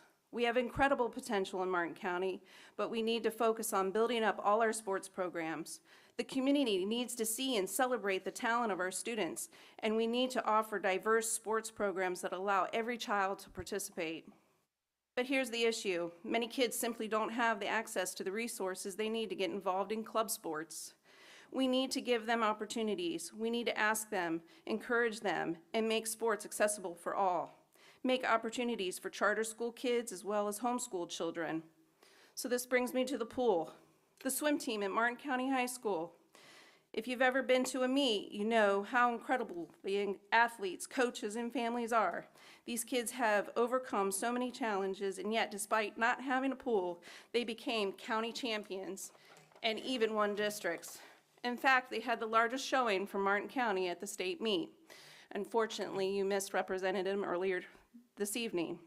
This is a group of dedicated young people who have already proven their talent and resilience, Imagine what they could accomplish with the right resources. So I'm here to ask you, please consider reopening the pool. Let's bring in more sport opportunities. Let's offer water polo at the high school level, and let's utilize the pool for classes, cross-training for other sports, and community programs like master swimming, swimming lessons, and water aerobics. I was part of the pool committee, and we had some great ideas for how the pool could benefit our community. Unfortunately, as those ideas were being developed, the pool was closed. Thank you. Addison Neese, followed by Jonathan Romero. Hello, my name is Addison Kness, and for the next 3 minutes, I want you to close your eyes and put yourself in my shoes. As one of the captains of the girls' varsity swim team at Martin County High School, I was absolutely ecstatic to be going into this final year with this position in hopes of achieving my goals and bringing my team closer together and helping them achieve theirs as well. Until one day when the pool was closed in the middle of practice. Let me take you back to that day. In the middle of our set, we were abruptly pulled out of the water and told to sit on the bleachers where the principal explained that there were severe maintenance issues causing a closure of the pool in the beginning of our season. All I could hear was my heart beating in my ears as I looked from the principal to my coaches and to my teammates. This could not be happening. I was supposed to work my way to states and get my goal time in my 100 backstroke. We were all going to give it our all so this team could go far this year. And now we can't even practice? As we went into the locker room, I looked around at my teammates. I pushed aside my feelings and tried to comfort my friends and peers as they accepted this fact and worked through their anger, disappointment, betrayal, tears, and lost hopes for a fun and high-performing season. But all I could say is, we will figure this out and we will have our season. As captains, we will work with the coaches and staff and do everything we can to make this season possible. And in that moment, I knew I had to give up my plans for that season. I knew I needed to accept the fact that I might not be able to perform to my fullest potential, but I knew that I would do the best I could with whatever we were given, and I would help others do the same. When I heard the news that we finally were able to practice at Sailfish Splash, I was so relieved that would soon turn to frustration and anger. We were dealt with most unfair cards this season. Our practice times were from 6:30 to 8 p.m., which interfered with homework, clubs, and other activities, work, and leaving every single family on our team incomplete at the dinner table for months on end. Not only this, but during this time we were left to practice, the conditions were absolutely disgusting and unsafe. The water was murky and white, the water was warm, and after the hurricane, the debris wasn't even cleaned out of the pool. And on top of all that, it felt like constant pile of obstacles were thrown at us one after another, nonstop, making it nearly impossible for us to even swim on a regular basis, let alone perform well at our championship meets. Everything that could have gone wrong did, and it was absolutely devastating. But we did it. We made it through and beat the adversity through and with numerous success. But this is not my point. My point I would like to make here today is that my senior year was absolutely butchered, and I am only one of many seniors. And you might be asking yourself, why do I even care if I'm not going to be swimming?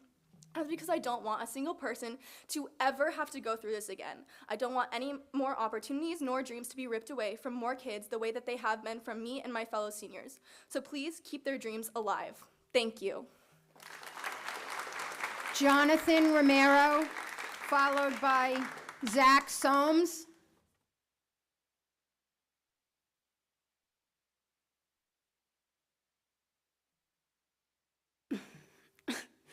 Hi, my name is Jonathan Romero, and I'm a swimmer on the Martin County Tiger Shark swim team.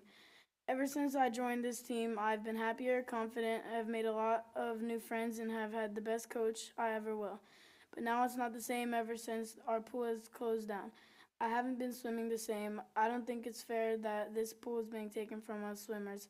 We all love this pool, and it's a big part of our lives, so don't take it. Thank you. Thank you.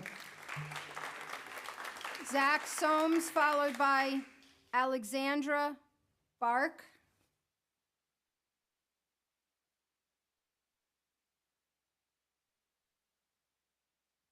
Hi, my name is Zach Solms, and I'm a swimmer in the Martin County Tiger Shark swim team. Ever since we have switched pools from the Martin County High School pool to the TCA pool, we have gotten limited hours and nothing like we once had. These hours have affected me and other swimmers in a negative way, and we can't practice like we used to. Now, in November, middle schoolers like me have even less time to practice because it starts at 3:30, but middle schoolers are barely even getting out at that time. There is no reason to close this pool because it does nothing but good to the community. Thank you. Thank you. Alexandra, followed by Sarah Dukowski? Good evening. I did not anticipate speaking up today, and I don't have a speech prepared, but I did just drive from Orlando. And so taking this opportunity to address the board, I feel that it's important to share this personal story. So many, many years ago, I had an opportunity to be a part of Martin County High School as a foreign exchange student. It was truly a privilege. New language, new culture, certainly no friends, but what made an immediate difference was Coach McCombs, his amazing staff, and wonderful students. The teammates that I got to meet provided a sense of belonging, sense of community, and not just pride, but also responsibility and accountability to represent our school on a bigger stage. So while we sit here and crunch numbers, I ask you to consider those things that our wonderful coaches have been working for and developing for the past decade. And that is a sense of leadership, outstanding students, future, good representation of our society. My child now swims for Coach McCombs. I cannot put the value. It is immeasurable. And while we can have the spreadsheets and see what will work, I ask you to consider those because worth the sacrifice? Is it worth the sacrifice what our coaches have been building? Worth the sacrifice for their future? Thank you. Thank you. Sarah Dukowski, followed by Clyde Doolin. Good evening, board members. My name is Sarah Dukowski, and I'm a senior at Martin County High School. I have been swimming for 4 years. I started during the pandemic, but I've been swimming for Martin County High School and officially for the club team for 4 years. And to give you a glimpse into my life, for 4 years, I have been putting countless hours into that pool, joking with my friends I spend more time there than I do at home. I have been putting countless hours of training, putting my body through stress to the point where my back aches constantly, but I don't stop because I love swimming. All the barriers that have been put in front of us this season, we have pushed through. We have medaled at states. We have won districts. We've been regional runners-up. We have pushed through those barriers because we love this sport and we love training. No one would do what we do if they didn't love it. No one would put their body, what we have put our bodies through, if they didn't love it. We swim at this pool during high school season from 6:30 to 8. I am fortunate enough I have off blocks, and that isn't a hard time for me, but I watch my teammates struggle to get there, struggle to get rides home and rides to practice, struggle to do their homework as late as 11 to 12 o'clock at night when they have to get up at 6 a.m. the next day. We now currently practice 3:30 to 5, and like I said, I'm fortunate enough that doesn't bother me, but many of my teammates are walking from school that ends at 3:15. It takes a 15-minute walk in the heat. Try practicing when you are dehydrated. Then, many of our middle schoolers who swim on the senior team, they don't even get there till after middle school ends. So we only practice till 5:30, so they've just lost so much practice time because we don't have a pool to swim in. Part of the convenience, part of the reason why so many people join swimming is because they can walk to practice after school. Their parents don't have to leave work to drive them anywhere. They don't have to worry about transportation. And I know you guys have heard a lot about the pool tonight. I know you're probably sick of hearing it, but I hope that tells you how many people are willing to be here rather than anywhere else, rather than doing homework, work, anything, watching TV, because they want you to know their personal connection to the pool, why it is important to them. Pool is important to me because I have met so many wonderful people who I know I will keep in contact with even after I graduate. And I didn't get to swim where my whole journey started. I didn't get to swim my senior year season where I started swimming 4 years ago. But I'm hoping that no one else on my team has to experience that. The juniors get to have their senior season there. The sophomores, the freshmen, the incoming freshmen, they get to have their season there. Because I didn't. And if I never swim in that pool again, but they do, it will all have been worth it to me. Thank you. Clyde Doolin, followed by our last speaker, Charles Lang. Good evening, members of the board. My name is Clyde Doolin. I'm a longtime resident of Martin County, and I can tell you that the pool was a necessary feature of the Martin County School District in the 1980s when I had the privilege of swimming for Dick Wells and competing for the Martin County Tigers. It is still a necessary feature. When I first started swimming there, we had less than 60,000 people in Martin County. Now we have over 160,000 people in Martin County, and the need for the pool is as much today as it was then, if not much, much more so. So I would echo the wisdom of these young people who have been speaking here tonight, and I would encourage you, please, consider finding the money to maintain the pool, to rehabilitate the pool, and keep the pool. It's a necessary feature of this community. Thank you very much. Thank you. Last speaker, Charles Lang. Good evening, ladies and gentlemen. My name is Charles Lang, Martin County resident. Got 2 kids on a swim team. Well, 1 now.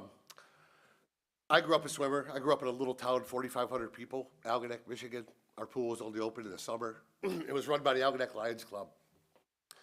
I was up there in the summer and I was talking to the president of the Lions Club, who's been the president of the Lions Club, I think, since I was born.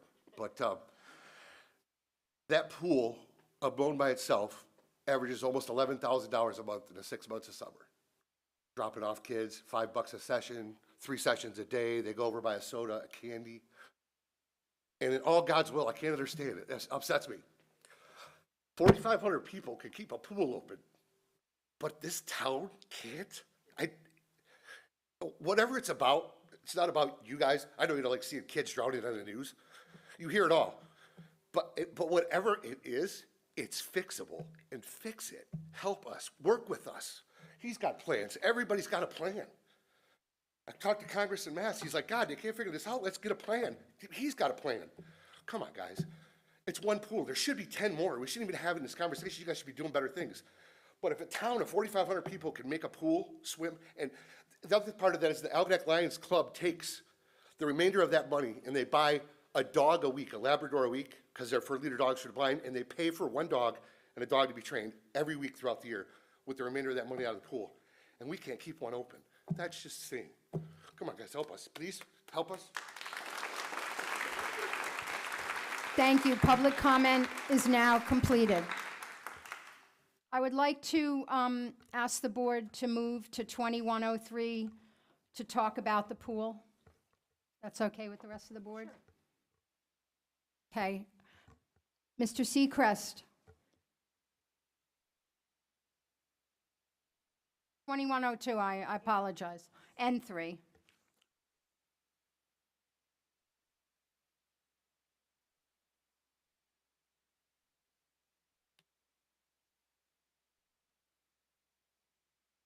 Give me 1 second while I open up the document.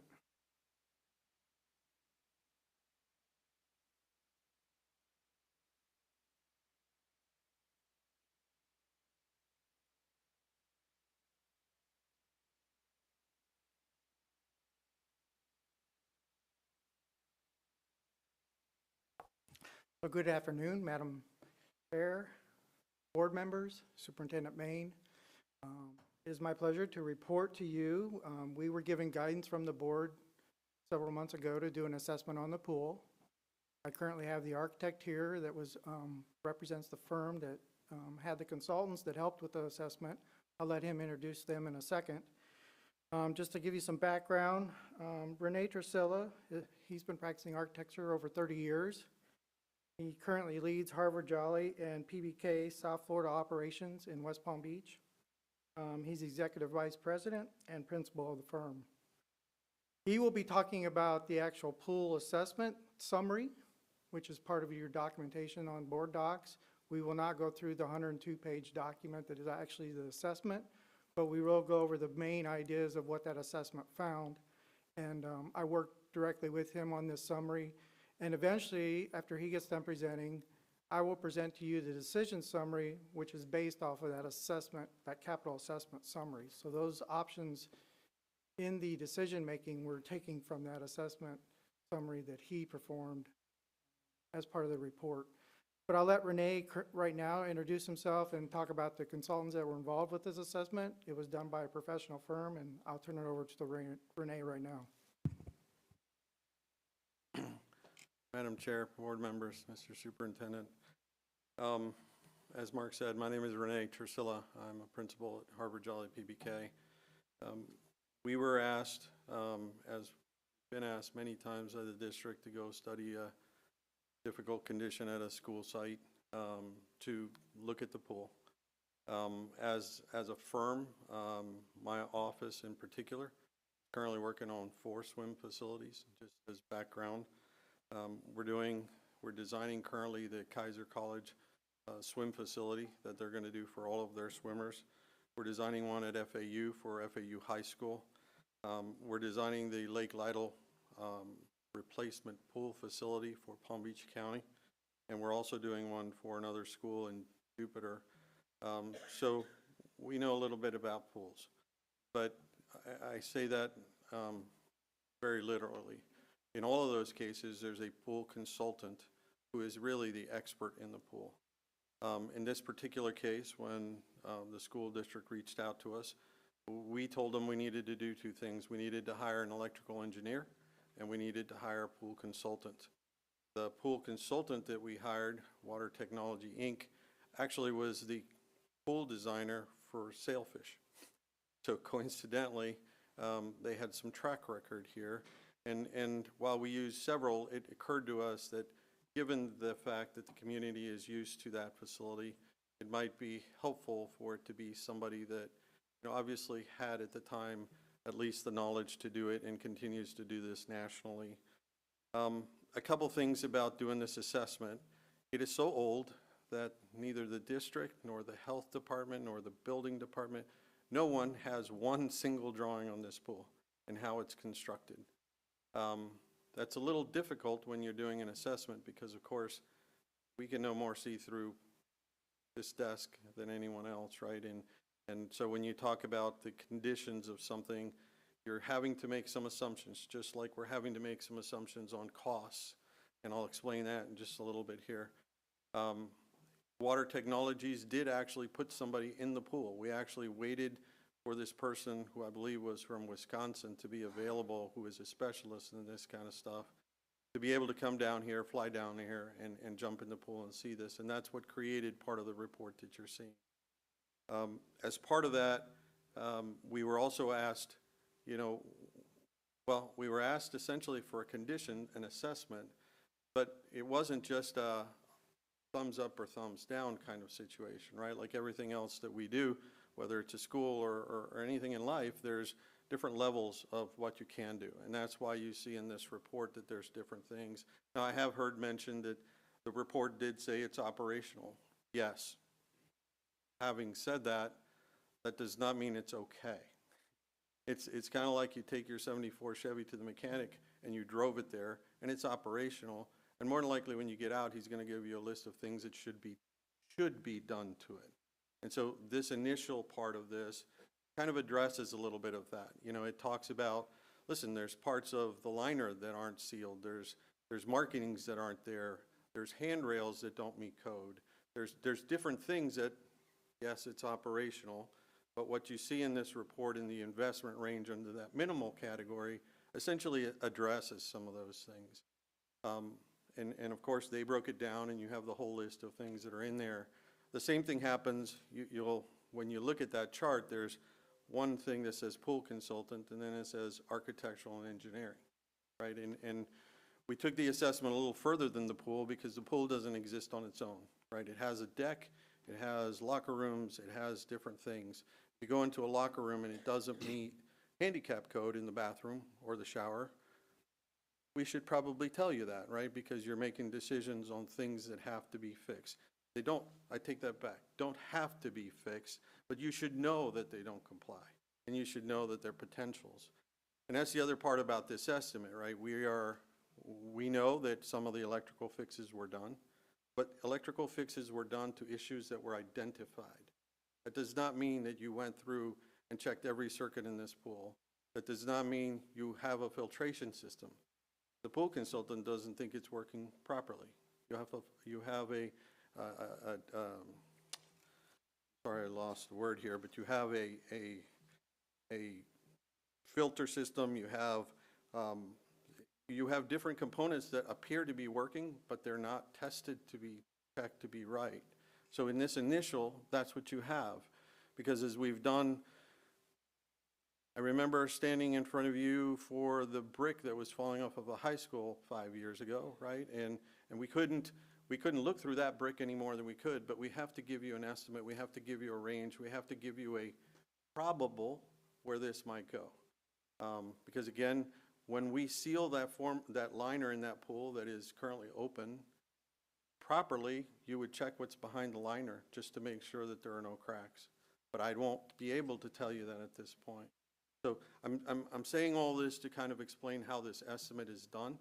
You know, again, we have no dog in the hunt. We're just doing an assessment of what we believe the pool and the related facilities need, because there are related facilities, lockers and everything else. As to the cost, I heard, well, I won't say it that way. As to the cost for going all the way to replacing the pool, we believe that number that's shown there, based on the pools that we currently have under construction, under bid, and under design, is correct for the replacement of a pool like this. And when I say a pool like this, we're doing 70-meter swim pools with dive wells. We're doing 50-meter pools. We're doing 25-meter by 25-yard pools. We're experiencing the whole thing. So I have a pretty good idea that the pricing that we're talking about is what's likely to happen when you get to a construction manager to replace this pool. Having said that, it's also not the cheapest number I think you can get it at, right? Because it would be a disservice to come to you and say, you might be able to get it for $10, but it's more likely you're going to get it for 12. So if I'm standing here, I'm going to tell you that it's going to cost you 12, because nobody likes being over budget after the fact. These numbers are real based on what we are seeing being spent in similar facilities for these sort of things. The architecture and the engineering number that's there includes different things. You'll see it replicated in several columns, because it almost doesn't matter. It kind of addresses the second part of the statement. Everybody's talking about the ability to jump in the pool and swim, but there are related facilities that whether you do the short version of the fix, the intermediate version of the fix, or the long-term version of the fix, you also have to address. You have to address the fact that your bathroom may not meet handicap code, that your buildings are old, that essentially other things that would have to come along with that. Because in a budget process like this, we know that when a decision is ultimately made to replace the pool, nobody's going to replace the pool and leave all the other old stuff behind, right? So that's why you see in all of those a category for building and engineering. I don't know if, I obviously don't want to take any more of your time than you'd like. If there's more I can explain to this, I'd be happy to. Mark, is there anything you'd like me to cover? At this time, we can take questions on just the capital part of this assessment, or we can move to the decision part, and I'll go through that summary. It's at the pleasure of the board. So I just have one question about the safety. I know that you said the pool itself at this point is safe. What about the surrounding buildings, all of the facilities? What is? So I want to kind of be clear with the words, because I know this is how it comes back to bite all of us, right? For sure. I didn't say the pool was safe. I was responding to several people saying the pool was operational. In that report and in that first section, one of the things that the pool consultant points out is that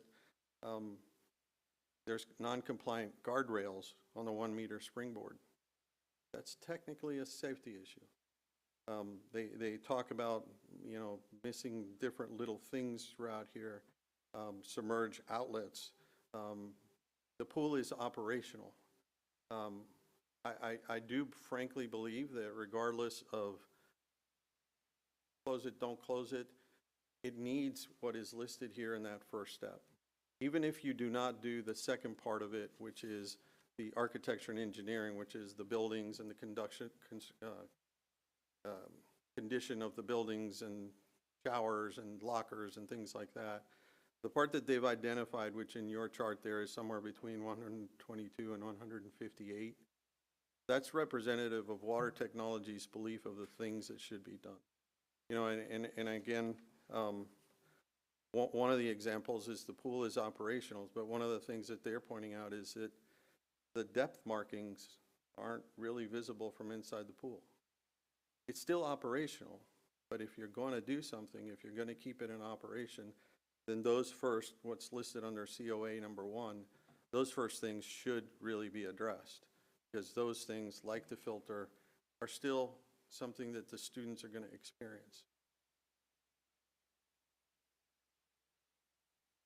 So I guess I'm asking, so you're saying the pool is not safe to open yet? Based on that, the issues that are listed in the report? Because I think that's really, we're getting a lot of heat from the public for keeping the pool closed. So I'm just asking, as an expert, or whoever the expert was that made these, is it safe to reopen the pool and the surrounding buildings? Because we have to open the entire facility. It's not, you can't just open one or the other. It has to be the entire facility. So that's my question. Until this board, or if this board makes a decision tonight, or it's, you know, a year from now, I want to know if the pool is safe for children in our community to use. That's my question. And I guess that would, I don't know if maybe we need to get that from someone else, or I don't know. You know, it goes back again, I'm sorry, it goes back again to the literal translation of safe. That's why they wrote it the way they wrote it. If you had just simply fixed the electrical issue, as you guys did, and kept on going with the pool and never called us, it would be operational. It would be assumed to be safe. Is a guardrail at a springboard, it doesn't comply. But like everything in life, there's different levels of you know, it's kind of like, do you change lanes with your blinker, or you don't change lanes with your blinker? It's not the end of the world. I guess what I'm trying to say is, I don't believe that you can open and do nothing. I don't believe that you have to do the architecture and engineering part, but I do think that there's minimal testing of electrical systems that should happen. I do believe that there's some of these things like handicap use of the pool and accessible means and things like that that should happen. And with that, you know, you fix these things and that pool, as they said, could last, you know, another 5 years. You know, you'd want to do something like that, obviously, in timing it with swim season. But I can't know that there's things that don't meet code and tell you that it's safe, right? I'm in a position where I can't say one or the other in a sense, but I know that you can use that pool just as you were. The fact that there is no visible markings is probably less of a problem than the fact that the water is murky in the other pool. However, it's not right, right? And so it still has to be addressed. I don't think that this is, I guess I'm finding it difficult to tell you that it's safe, but I'm trying to say that it's not okay to just leave it the way it is without doing some of these things.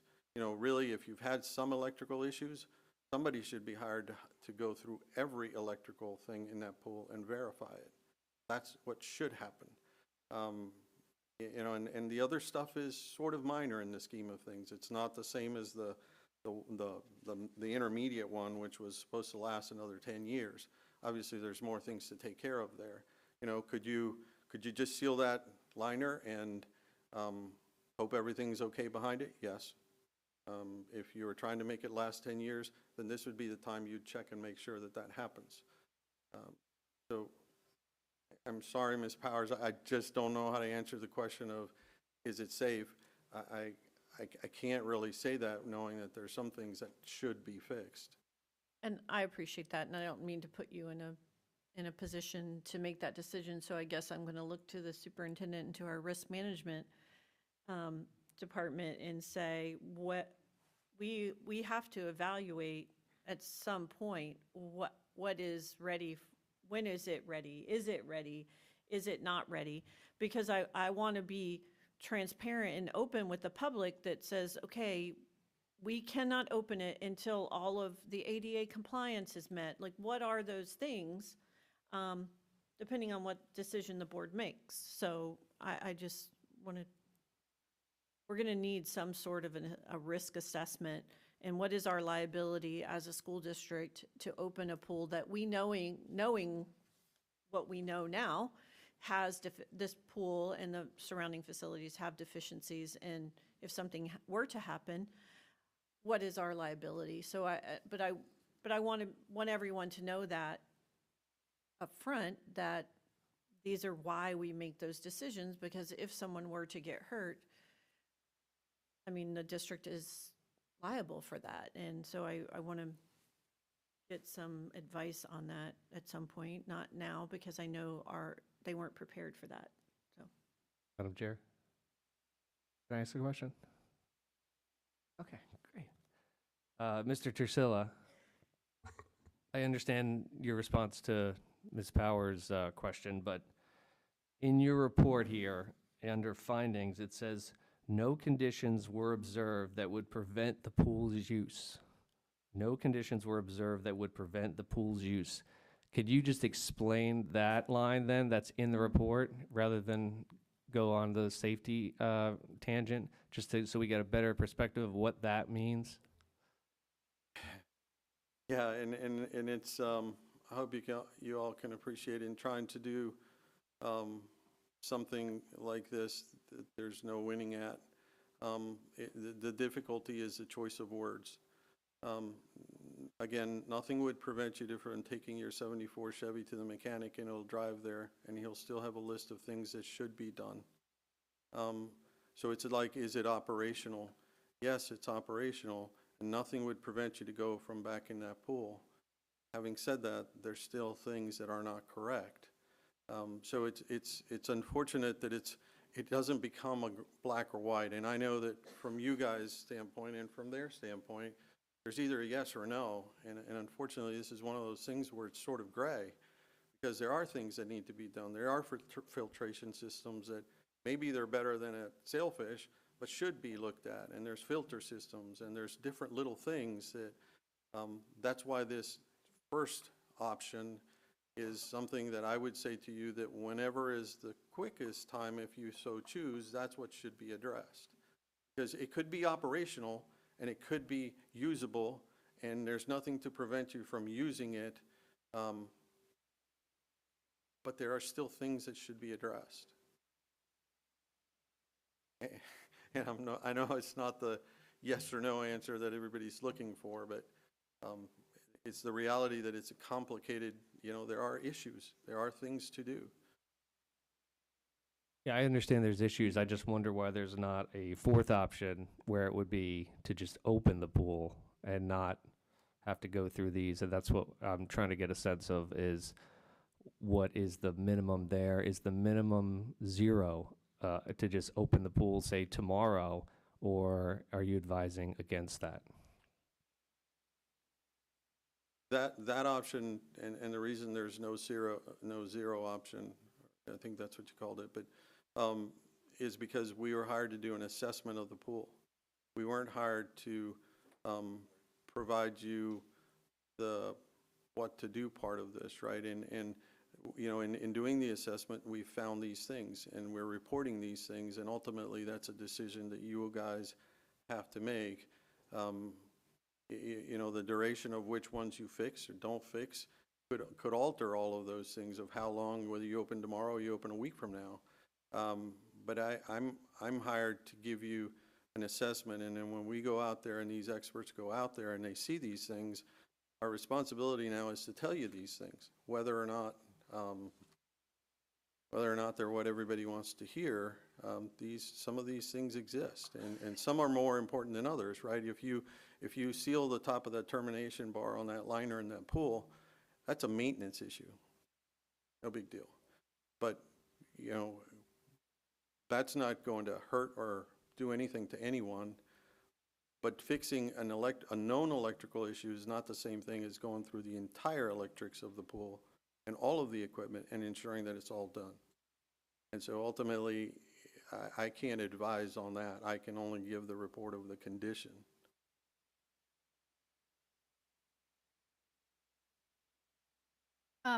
Thank you, Renee, for the report. I appreciate it, and I appreciate you breaking it down into those COA 1, 2, 3, 6A, 6B. And so I have a couple questions. My first question is, so the 483.5, that number, that's the one that's for option 1 to do the minimal repairs.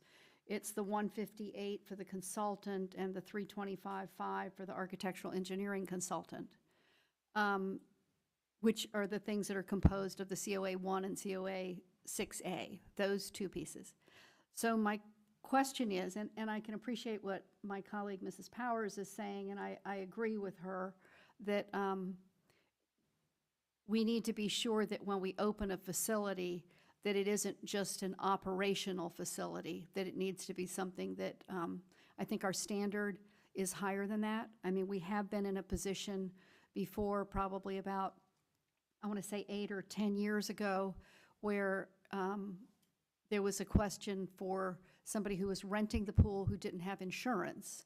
And without a valid insurance certificate, we knew that we could not open the pool, and the board made the decision that even though there were people scheduled to come swim the next morning at whatever that time is that Audrey referred to, that we couldn't in good conscience let people go swim in the pool knowing that there was no insurance certificate, and somebody did have to get up very early in the morning and go lock the pool to be sure that, and to meet the people and tell them that we're sorry, but you couldn't be swimming there until we got that situation taken care of. So I can understand that. My question has to do with, so in my mind, reading what you have given us, that my conclusion was that we need the 483.5 to move the pool from operational into a position where it has at least checked some boxes so we don't have a safety issue, a risk management issue, et cetera. Is that a good summary? Is that what your option 1 pretty much is entailing? From a planning perspective, yes. Okay, then okay, go ahead. I'm sorry. Having said that, the electrical number is an estimate of what you may find when you test. Sure. Right? So theoretically, if they go through the testing problem and they don't find half of those things, you won't be spending those dollars. Correct. But it's meant to give you, at least some limit on this so that you guys make a decision not knowing where it's going to end. Correct, and I appreciate that. I do. My second question is, and I guess I look to you, Renee, and to you, Mark, to do the 483.5, if we authorize the 483.5 now, what time frame are we looking at that those things would take care of? I mean, are those a 1-month fix? Is that a 6-month fix? I mean, at what point, what is your time frame on those things happening? So our estimate right now is if the board makes a decision tonight on basically doing option 1, which is the 483 number, that's a 12-month time frame. And we're trying to get that cut down to where we would open up for the 2025 swim season. And when does the 25 swim season start? Does anybody know that? Dr. Miller? Good evening. Thank you. The athletic director said it starts at the end of July. Okay, so that would give us about 7 months, and And like I said, we just estimated 12 months because we don't know when we're getting the exact approval. Right. And And, we're hoping- you also don't know what you're going to find when you get there. That's the other trick, is that you're saying 12 months based on a whole 483 5 and expecting that when you get open something, you're going to find something more and it's going to become the more elaborate. Well, and just so the public understands, we've built 4 different school projects in the last 24 months, and materials have been delayed, labor's been delayed, we've had hurricanes, you know, it starts delaying the project. So 12 months is strictly an estimate. Sure, but realizing that most of that 483.5 isn't really a large material issue. It's not like needing 500 doors or sheet rock or anything like that, correct? So I mean, I Correct. think that's, okay. And I'm guessing because this has nothing to do with student stations, there's no custody involved, correct? And I'm also guessing that, that the 483.5, and this is a Renee question, doesn't bring it up to current code, correct? It's a repair thing, but it doesn't bring the entire facility and additional things up to current code. Is that correct? I think the intention with that number is that it would be brought up to code, although, you know, it may mean that if you go to the locker room and that bathroom doesn't comply with handicap, we're going to fix that. We're not going to fix it the way you would fix it if Okay. you were doing it new, right? So if we find some electrical issues, we're going to fix that. And so it is intended to bring things up to code. It's just not as extensive as you would handle a normal renovation project, because the intent is just fix it for a short period of time so that it is safe and that it's compliant. Okay, and then my last question has to do with really the difference between the intermediate fix and the long-term fix. So I'm imagining the long-term fix is more like, and correct me if I'm wrong, is completely rebuilding. And the intermediate fix is I would call it a major reno of what you have there. Is that a good assessment? Correct. Okay, and then if you're looking at those, realizing that those, if you did a 483 and you're pushing those further out, what is the time frame, and I know that's a tricky question, of an intermediate versus a long-term fix? We don't have, I said that we are working at 4 pools, 3 of which are out of design. The one that we're doing at the Henderson School in FAU with the high school is taking 12 months to build that pool from scratch. And part of what Mark is, in that particular case, it was done with a Murtha pool panel, and the panels are several months behind, and the equipment is sort of like that. If you are building a new pool, I don't believe that you can do that in less than 12 months. Are you saying, are you saying that that's from a delivery standpoint, or are you saying that you could, if you purchased the thing stockpiled and didn't start building until you had the equipment that you knew you were going to need, would that shorten the time period? Theoretically, yes. If you know, the plus to that is you have all the stuff sitting there to get started and get it finished as quick as possible. The negative to that is the duration of the project grows, right? So you're going to pay a contractor a little bit more because you're paying for general conditions during that time frame. Okay. But theoretically, that could happen. The pool at FAU is taking literally 12 months to build, not 12 months to design, permit, any of that. It's taking 12 months to build and get the equipment in place. And you know, I should say this because swimmers know this, but when we talk about this in general, a swim pool is not a commercial pool. It's not the pool in the golf club. It's not there are a lot of very specific stuff to keep it at a certain temperature with a certain filtration, and that's how they do well. And so there's a lot of things that aren't just, because I run into this all the time, you know, well, I know my community just built a pool and it's a commercial pool. That's not a swim pool. And so there's a little level of complication in doing that. Okay, and then my last question, Mark, knowing the site that this was built on, do you have any concern over it being built over the dump and what's going to happen when you start? So although I don't know what's underneath the pool, literally 40 to 60 feet away, we built the brand new building 1. When we actually did soil testing and started to do the foundations, We ended up adding $1 million to that foundation package because the pilings had to be 30 feet long in order to hit good soil. Okay, And what they found was an entire dump under that building. right, So I don't know how, I mean, it's really close to that pool, but I have no idea what's underneath that pool. okay. Thank you. Which, as, if I may, Ms. Roberts, is, as it relates to your intermediate question, the intermediate question kind of believes that we're going to take the liner off at some point. We're going to check to make sure there are no cracks and all of these things.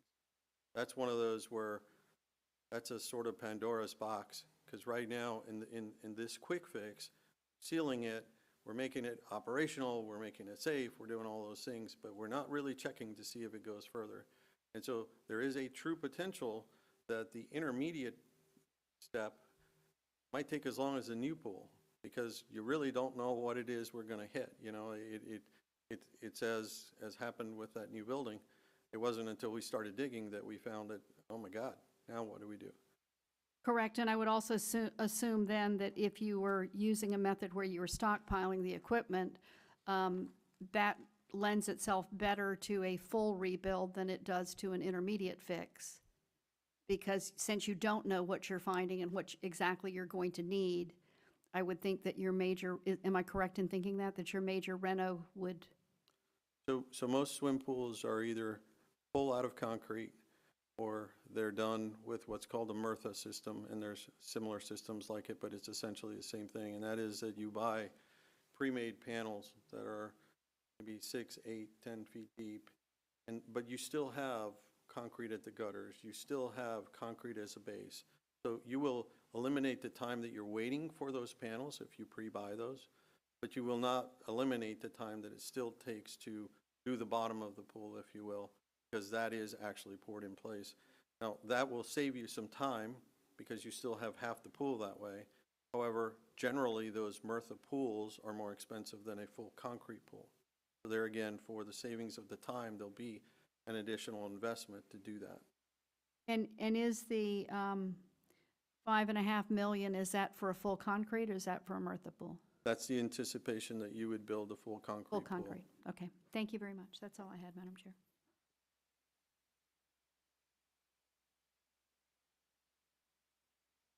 So the $5 million option, does it include the demolition of the current pool? Yes, I believe that's in there, under that CO5. Right, And the site, an assessment, soil, all of that? right. And the assumption is, well, the somewhat assumption is you have no idea whether we're going to find a Cadillac buried down there, right? So it's anticipating that we're going to have some normal expected conditions.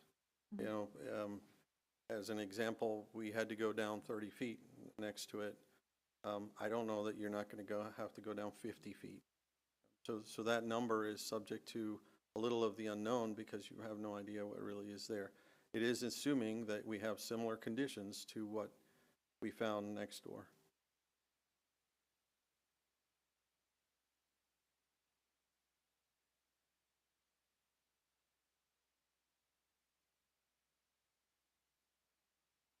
No, I'd like to know what the pleasure of the board is. Do we want to? So I'll start, if you want. So I think your A and B decisions are kind of linked together. They are. Because I think that's just the way you look at them. I mean, all of them are linked together, but I So- kind of feel like you can't really choose something without figuring out how you're going to be funding that kind of thing. So quite frankly, I think that we should be using option 3 in both cases.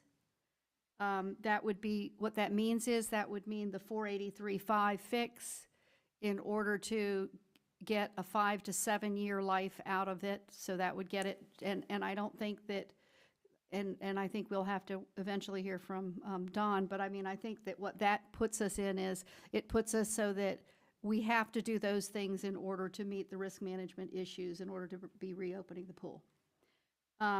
Then I think at that point, once we have the 483.5 into it, I personally think that we should be doing the complete rebuild and be doing a concrete pool altogether, rather than doing the intermediate where we really don't know where that's going to go. In doing that, I think as far as the $5.5 million in funding, there's several ways you can look at it. If you've got a $5 to $7 million or 5 to 7 year fix, it doesn't hit the capital plan for another 5 to 7 years.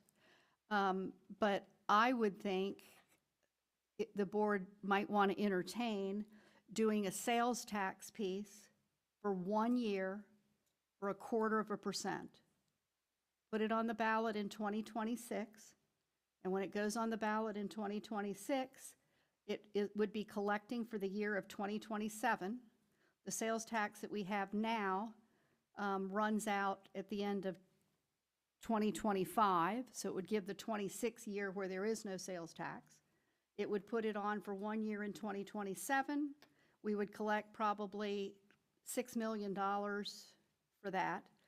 State that that's to be used for the pool and related facilities.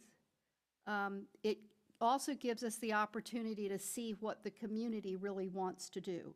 So we would have that period of time where we're saying we've got a 5 to 7 year window where we know that the pool is going to stay open.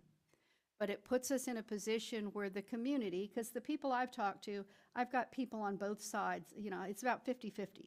I mean, when I went to a birthday party the other day, and about half the people were, oh my Lord, you need to save the pool, and the other half of the people were, why are you spending money on the pool? But I mean, I think what that does is it puts it back to the voters and says, you know, what do you want us to do? And it lets the people actually decide what it is they want to do with this facility and where they want to go with it.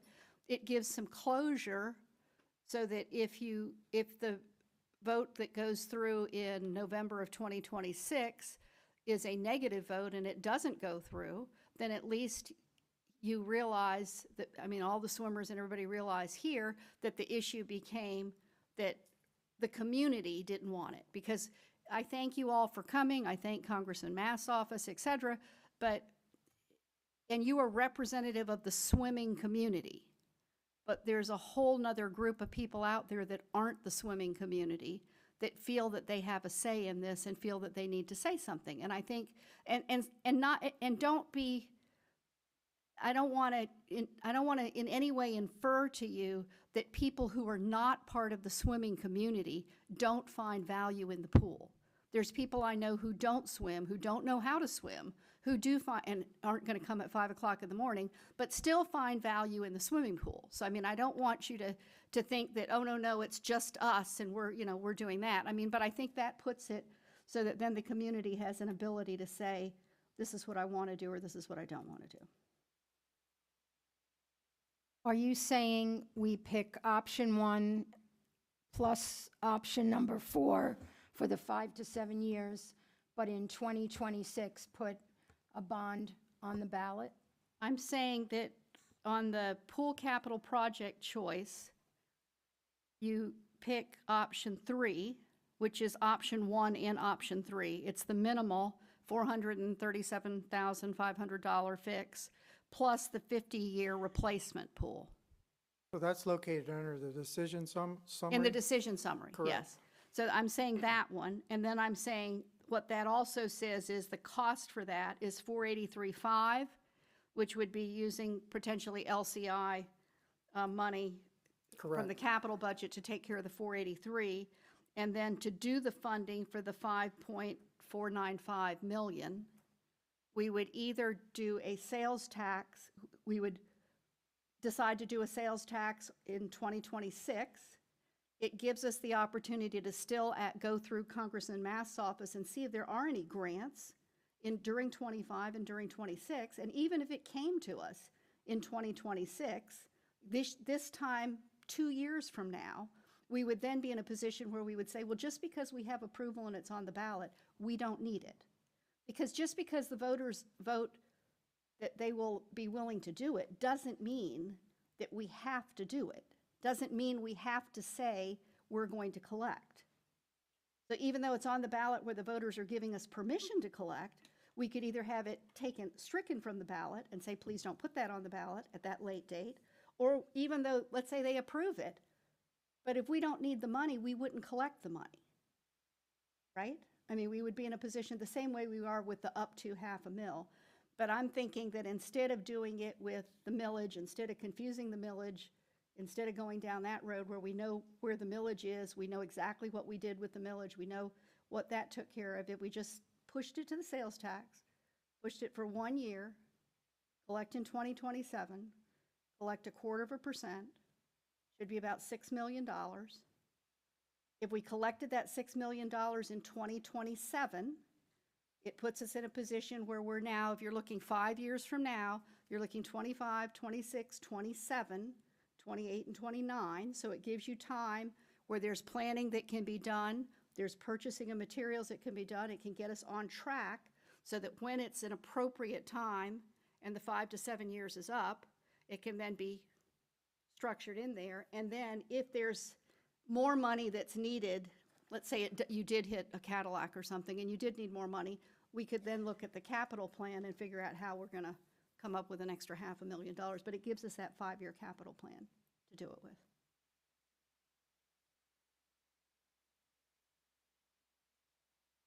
I want the public to understand that when we do this, we will be moving the other swim teams to this pool. Jensen Beach and South Fork will have use of the Martin County High School swimming pool, correct? Correct. I didn't link. Excuse me, excuse me. So under decision C, you have to make that choice. Okay, that's a separate choice. Yeah, and then the timeline is the So separate choice. So I am stating that I would support what you're saying, but I want all of the students in the Martin County School District to have use of this pool if we're going to put it out to a bond for 50 years. Thank you. Madam Chair, can I weigh in on this? I know this is my first day on the job here, and I appreciate everyone yelling at me saying I've done all these things, but this is literally my first day on the job. And in 46 years on this earth, I have never seen more passion and love for something as the Martin County High School's pool. I feel like we've tried it at Sailfish Splash, and they're swimming in murky water. Can we get a risk assessment on swimming in murky water, how that's going to do, what that's going to do? They're in the side pool, the late hours, you know, getting done at 8, getting home at 8:30, showering. I mean, these guys brought up some really great points. 38-0 by my count in favor of the pool. I don't understand.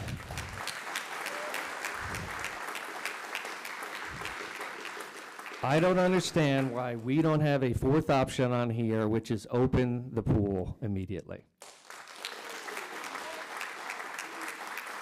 And let me explain here, because it's been brought up about a risk assessment and maybe electrical, but there's nothing in here that says anything electrical on the minimal investment. It says depth markings, access, rescue equipment. So under rescue equipment, it says first aid kit. So let's buy a first aid kit. Springboard guardrail, termination bars, filtration system, disinfection system. If they're swimming in murky water already, how bad could it be? For me, I feel like these guys have poured their heart in here. They've been here all night. I feel like we should at least consider an option where we reopen this pool immediately. Thanks.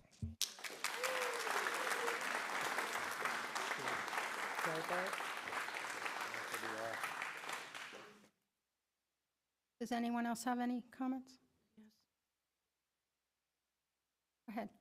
So just for some clarification, option 1 includes WTI's assessment, but it actually includes the architectural and engineer assessment, which is a full electrical test of the existing pool, and whatever they find there to fix it. That's your 6A, correct, Mark? Correct. Yeah. So On page option 6. 1 for either decision 1, 2, or 3, or actually, yeah, decision 1, 2, or 3 would fix the current pool based on the WTI assessment plus the architecture and engineers assessment. And the architect and engineers assessment includes a full electrical test of the pool. Correct. And I don't want to be insensitive to people who want the pool open tomorrow, or to my brand-new board member sitting here with me who wants the pool open tomorrow, but I feel that that doing that is kicking the can down the road again. And then we're back to where we are. We're back to the Band-Aids. We're back to the, and we're back to, I don't remember which speaker it was who was saying, there's nothing wrong with it. We should just go on. And it's like, I'm sorry, we got an assessment. The assessment is saying that we should do an electrical test, electrical probability piece. The other piece is in 1A, which includes the, whatever it was, the first aid kit, that type of thing. But I mean, I think that, and I can understand that the people who are using the pool at 5 in the morning want to have the pool at 5 in the morning, like tomorrow, if at all possible. But I kind of feel like, as a school board member, my first obligation is to the district's assets, to protect our financial position, et cetera, to take care of to take care of the students and to take care of the swim team and to get them as safe a position and as acceptable a pool as they can get. I am not willing to sacrifice getting well, I'm going to take you out of the cloudy water while you're swimming over the summer, but I'm going to put a Band-Aid on it, and when the swim team comes back in the fall, I'm not going to have a pool that has these things taken care of for them. I would rather be sure that when the kids come back in the fall, for when the swim season is open, that pool is up to the standard that people come to expect from Martin County. So that's where I am. Thank you. So I think that my position is we should go with option, I don't even know what option it is, the $500,000 option to get the pool open as quickly as we possibly can. I know it's not ideal at Sailfish Splash, but I also am not ready at this moment to say that I want to put a 50-cent sales tax on the ballot in '26. I want to understand that better. I want to know what that looks like. I want to talk to the county. I want to talk to Sailfish Splash. There may be opportunities for us to invest in that facility and make it a world-class facility for that will accommodate more.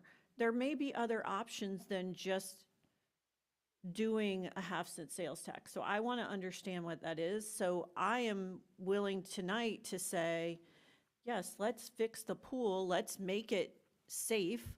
Let's not get into a situation where we're jeopardizing the school district and potential risk on our part. Let's make it safe. Let's get the pool open by the start of school so that the swim team is swimming in the pool and getting ready for the new season. I don't see a way that we can really, unless our risk management department tells us that they can open up half the pool while they're making electrical fixes and all the other things, I would have to know that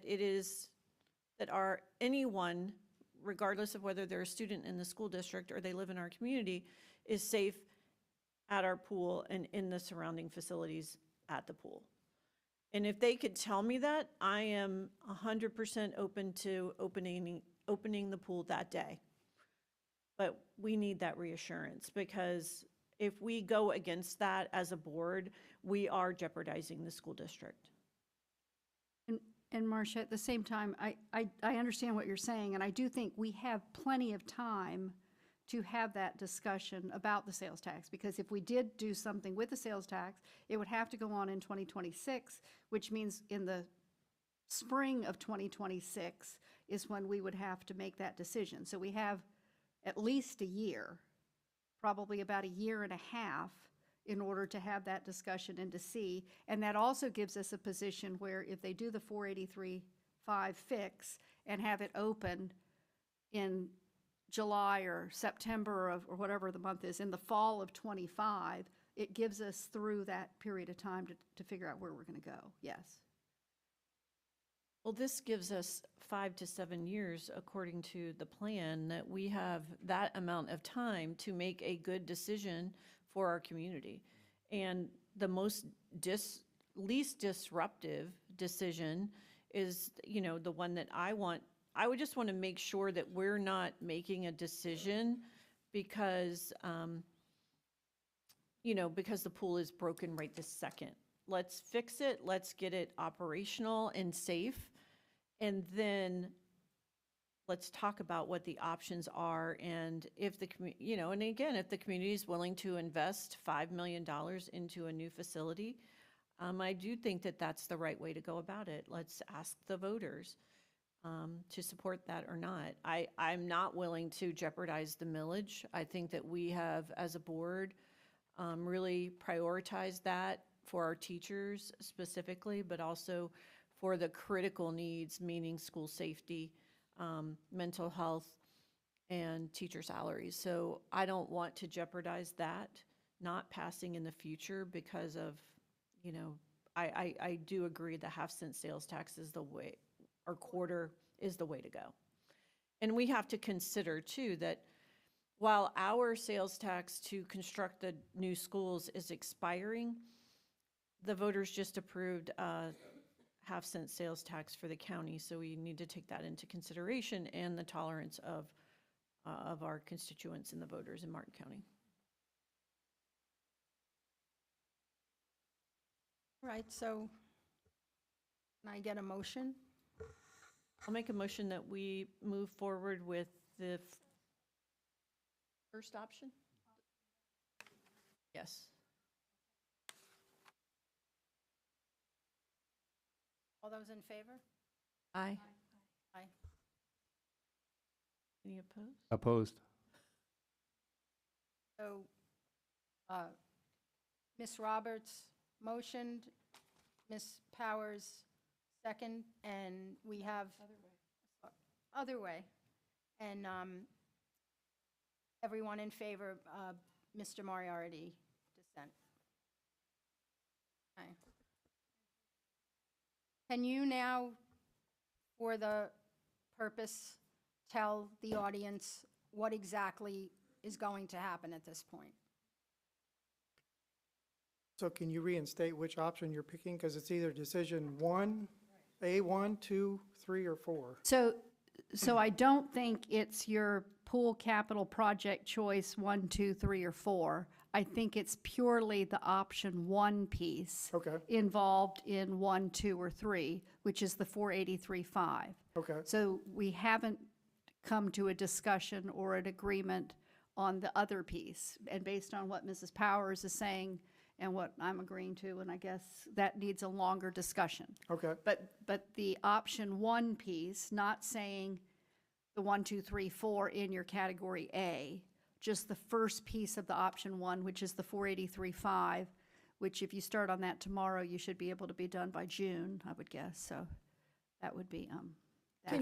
Thank you for the clarification. Yeah. And I guess too, if we can get an update once you get into this, I would like to know at what point, if it is safe, if there are things going on in that would make the pool able to be open, but the project work not necessarily being all the way complete, but it is safe and operational to allow the public back as quickly as we possibly can. Like, could part of the pool be open so that maybe these kids could still get some portion of it? Could it be worked on in sections so that this 12-month or maybe less time span could be reduced or fractioned off? So this is not my project, but from an architect contractor kind of standpoint, I think you just have to phase that so that the first thing that happens is you do all the electrical checks. Right, as soon as that happens, you have other fixes, but they don't have an implication on the electrical part. So I think as the facilities department hires somebody to do this, If they go through and they do all the electrical checks as step one, you'll know that, you'll be able to fix that, and theoretically, you might be able to come back to the pool while the other things are being done and still be completely done by swim season. Okay, so there's a possibility once the electrical's fixed that the pool could reopen sooner than the timeline, is what you're saying? Yeah. Okay. Well, and just so the public understands, it's sort of like living in the house while you go under a major renovation. It could slow things down, so, I mean, there are give and takes if we're going to try to phase it like that. So it could take longer, but it's, I guess, what the tolerance, we just need to know what we're facing, I guess. And I don't, the quicker we know, the better. You're correct. It's much like one of your renovation projects that sometimes happens after hours at a school, right? And there's some areas that you can't get to because the kids are there and you have to wait till they leave. And so ultimately that extends the duration because there's less hours for them to work. But there are impacts nevertheless to teachers and students and everybody. And I would assume that, you know, as this project moves forward, that's sort of what you would receive at the beginning, that the facilities with a consultant that gets hired is going to give you here's how long we think it's going to take to draw, here's how long it's going to take to get permitted, here's what we think the contractor should do first, this is going to be out of operation for a certain amount of time, this is going to happen here. Now, obviously, if you find something terrible, all of these things are subject to acts of God and hurricanes and everything else, but you should be able to get some kind of timeline and some kind of thought as to what's going to happen between here and July. So I would think that if we have a workshop in December, Mark, that you would be able to come up with some type of timeline that would have some estimate of which, the order that you're doing things and what that looks like for us? Just Yes. to share with us in December? Does that make sense, or is that? Because I'm imagining you're going to start immediately to do what you need to do once you get the approval. Well, once this has gone through and once we take care of the funding piece, that you're going to start doing it. But if you understand that the priority of the board is to get kids into the pool as quickly as possible, that when you build your timeline, if you can share that with us, and if we could have that at a workshop, we could ask you any questions we had on it, then the community would be able to see it, and we would have some idea of where we're going and what that looks like. Does that?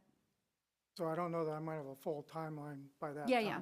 But Because just to give the board the timeline right now, once you give me the clear light, because of this dollar amount, I'm not just going to be able to get 3 quotes.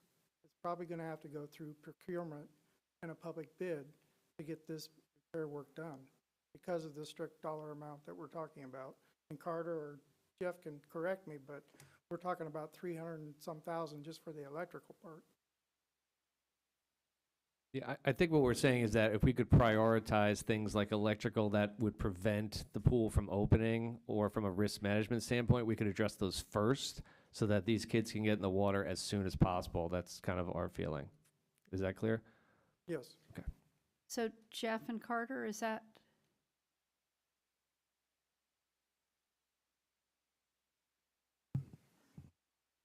What that's going to look like?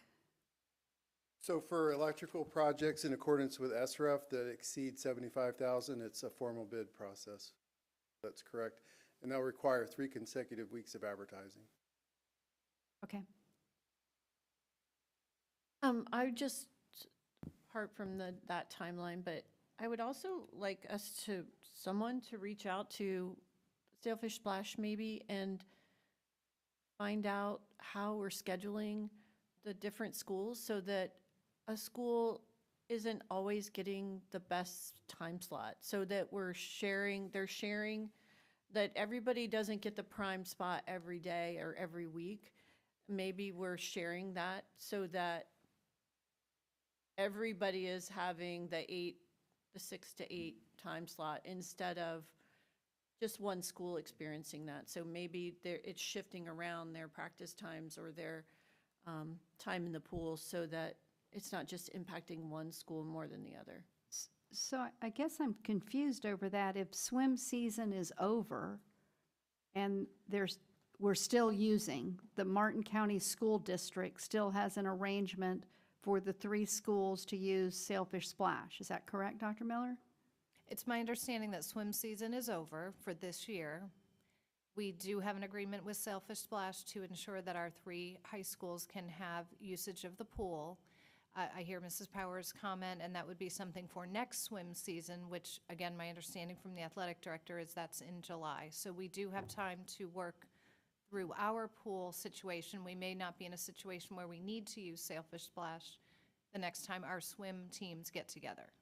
But if we are, Yeah, so coming up in the fall, I think the discussion piece needs to be in the fall to be sure that one school isn't being given priority over another. Well, and to Ms. Pritchett's point about the other high schools being able to also utilize Martin County High School's pool so that they're not in the same situation, that we're spreading it out among our 3 schools, because they do travel the furthest away, those schools, and Sailfish Splash being right there in the backyard of Martin County High School. So I just want to make sure that the other high schools, that we're all, as we go through this process, that everyone is, getting equitable time.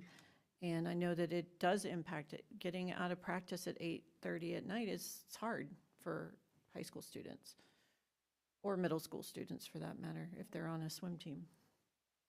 Yeah, and Dr. Miller, I'd also like to know why the Martin County High School is in the side pool and the late times and the murky water. I think those 3 things, regardless of where this goes, need to be addressed immediately. Thank you.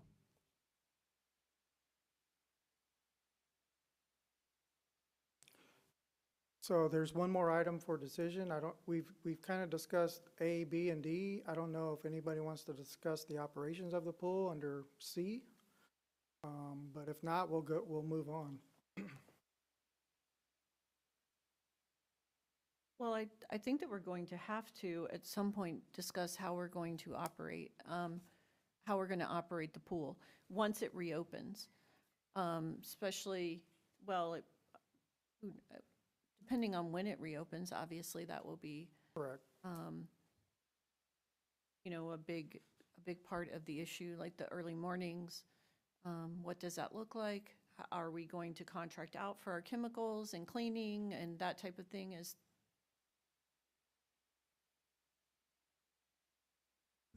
I would like to have a little more information about costs and what are. Do you want to do that in a workshop, or? I think that's a good idea. Okay. So. Do we need to make a decision, Mark, now? Like tell us, when do we need to have all of that finalized for it to be the most efficient? But I also want to be ready. If the pool is ready to open, we need to be ready with our plan. So I don't think it needs to wait too long. Right. I mean, I think by the beginning of next year, you need to start discussing and decide how you want to operate the pool. Yeah, we could workshop it January, or do you want to do it in December? I think is that enough time? January enough time for you? Yes. Okay. Because he's got 3 weeks of advertising. Okay, we'll do it on a workshop in January. Thank you. All right. So the next agenda item actually approves the capital plan amendment to fund the 483. So Okay. that's what that agenda item is for. I'll move approval of 2103 at I think it's 483.5, even though it says 487.5. Is that correct? It says 437 on. Well, 437, okay. but isn't it or 483.5? It's 483. Okay. Second. All those in favor? Aye. Aye. Ms. Roberts, motion. Ms. Powers, seconded. All right. We are now going to move back to district update. You guys forget about that? We jumped around a little. Do we need to do that? You're going to yield? Okay. We can, No, let's do the district update. Sure. okay. It's not very long. That's okay.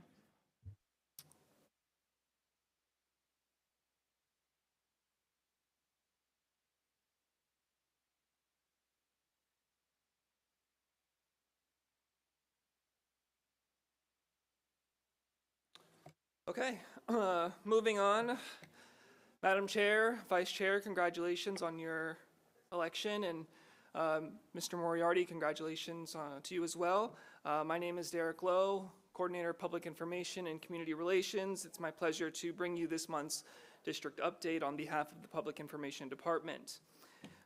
Getting started, is your child dreaming of becoming an aerospace engineer or a soil scientist? What about a marine technician, public speaker, or even a military officer? Well, the future will hold bright and endless possibilities, rather, when students decide to make the most of their experience in the Martin County School District.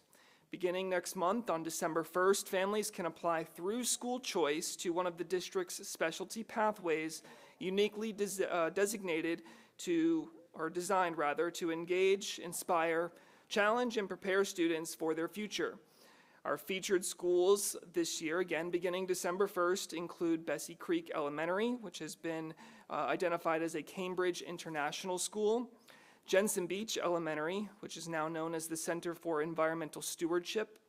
Pinewood Elementary is going to be the district's communication academy focused on elevating and empowering student voice. Seawind Elementary will be the district's leadership academy, and that will conclude our elementary schools for this year. At the middle school level, Anderson Middle School is going to be the district's pre-medical academy, along with Hidden Oaks Middle being the Cambridge Pre-ACE Academy for the district. Indiantown Middle School has been designated as the Academy for Hospitality and Tourism. Murray Middle is going to be our Agricultural Academy. And Stewart Middle School, finally, is going to be the Academy for Engineering and Entrepreneurship. Now, at the high school level, students can apply for either a academic signature program or a CTE academy, CTE being Career and Technical Education, or a student can apply for both. All three of our high schools, Martin County, Jensen Beach, and South Fork, are going to be open for specialty pathway enrollment. So whether your child is in zone or out of zone, Martin County residents and employees, children who work here at the district are welcome to apply. Those applications will be located in the Focus Parent Portal again beginning on December 1st, and we hope that you will secure early access to your child's school of choice and help them embark on a pathway to success. Speaking of our excellent career and technical education programs, they are growing, as always. The district, along with the help of Ms. Lana Barros, who was our Director of Innovation and Choice, recently was awarded a $2.5 million workforce development grant to help support the creation of several CTE programs, providing our students with hands-on learning opportunities in many high-demand fields. These include, but aren't limited to, aerospace technologies, agri-technology, air conditioning, refrigeration, and heating technology, allied health assisting, automotive maintenance and light repair, biomedical sciences, building and construction technologies, communication technology, criminal justice operations, engineering pathways, landscape operations, veterinary assisting, and welding technology fundamentals. Upon graduation, students earn industry certifications needed to secure high-wage, high-demand jobs immediately. And by expanding access to career and technical education programs, we are ensuring that our students are prepared for the workforce of tomorrow.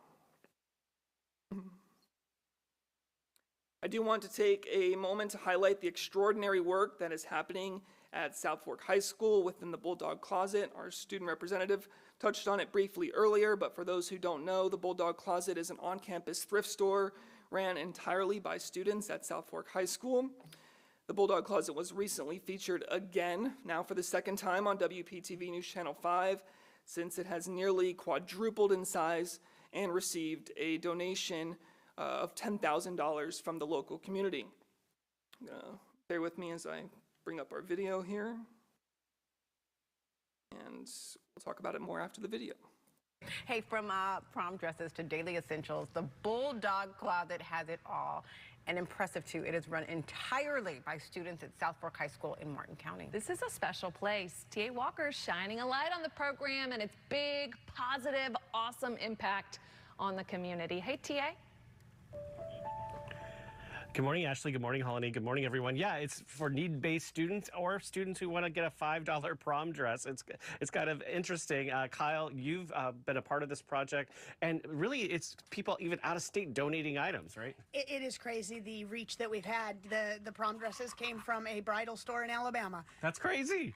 Okay, let's talk to our next person, which is Addison. Addison, it's not just clothes that you have here available. No, other than like bags, clothing, shoes, we also have hygiene products as well as an array of school supplies so that we can meet all the needs of our students. I love that. Addison, Valerie, what else do you want to tell us?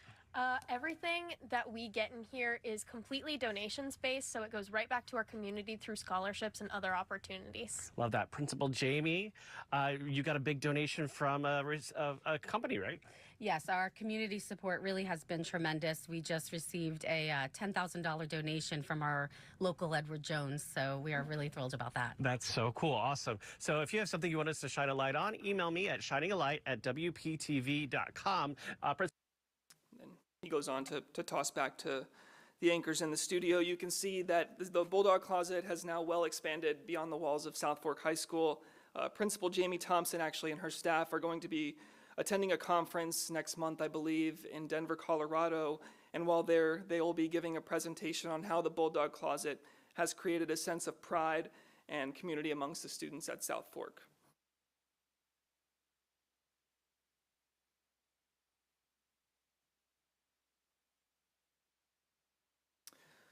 So last month was National Principals Month. Unfortunately, a lot of their amazing work was overshadowed by the storms that we experienced here locally. I would like to take time now to recognize all of the outstanding principals for their hard work, dedication, and sacrifice. Since last month's meeting, our public information team has put together a video with some of our principals following a popular trend. You've probably seen them on our social media over the last few weeks, but in case you haven't, we did create another little mashup for you to enjoy. Bear with me. Can I get you to sign this for me, please? Oh my God, where did you get this and why? This is my junior prom. Happy National Principals Month. Oh my gosh. And what am I, this is my junior prom, actually, yes. Where did you find this? Not senior prom though, but junior prom. Well, thank you. You're welcome. Do I look the same? Can I have you sign something for me, please?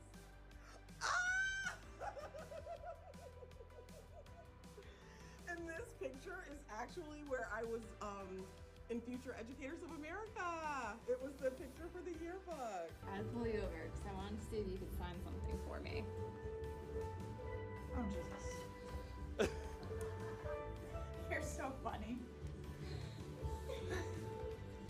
Really? The best job in the whole world, and I'm doing exactly what I ought to be doing. So I think this degree made it happen for me, and I wouldn't change a thing. I just need you to sign something for me.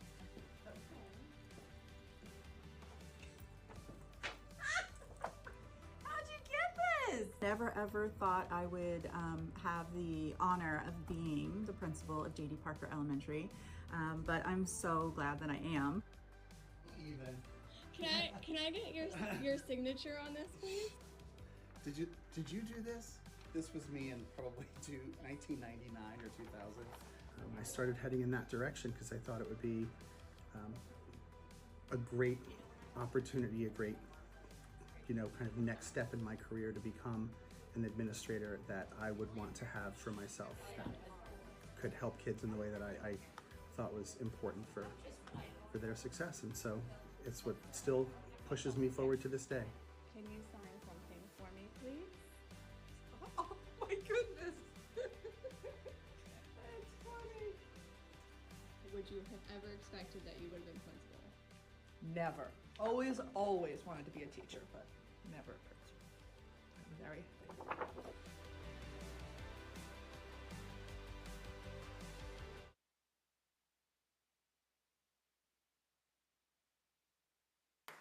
Yeah, let's give a round of applause for our principals. We're so proud of the work that they put in and the time that they sacrifice away from their families each and every week. Really, it's a very demanding job. But that does conclude this month's district update. Until next time, of course, If you're watching, you can find us wherever you scroll. We're always posting content to our social media pages, and we're on just about every platform. So thank you. Superintendent Maine? Well, I was going to yield my time, Madam Chair, but I think we do need a little celebration, and I've got a couple more, so we'll just go quickly through these in my board update. First and foremost, we just want to thank the Martin County taxpayers on behalf of the entire school district. Our heartfelt thank you to the community for supporting and renewing our millage. Your vote ensures that our district can continue funding all of the vital programs that we put into enhanced safety and security, our mental health programs, recruitment and retention of high-quality staff, professional development programs, and academic initiatives. We will continue to move forward in financial stewardship with the millage as we always have the last several years. Uh-oh.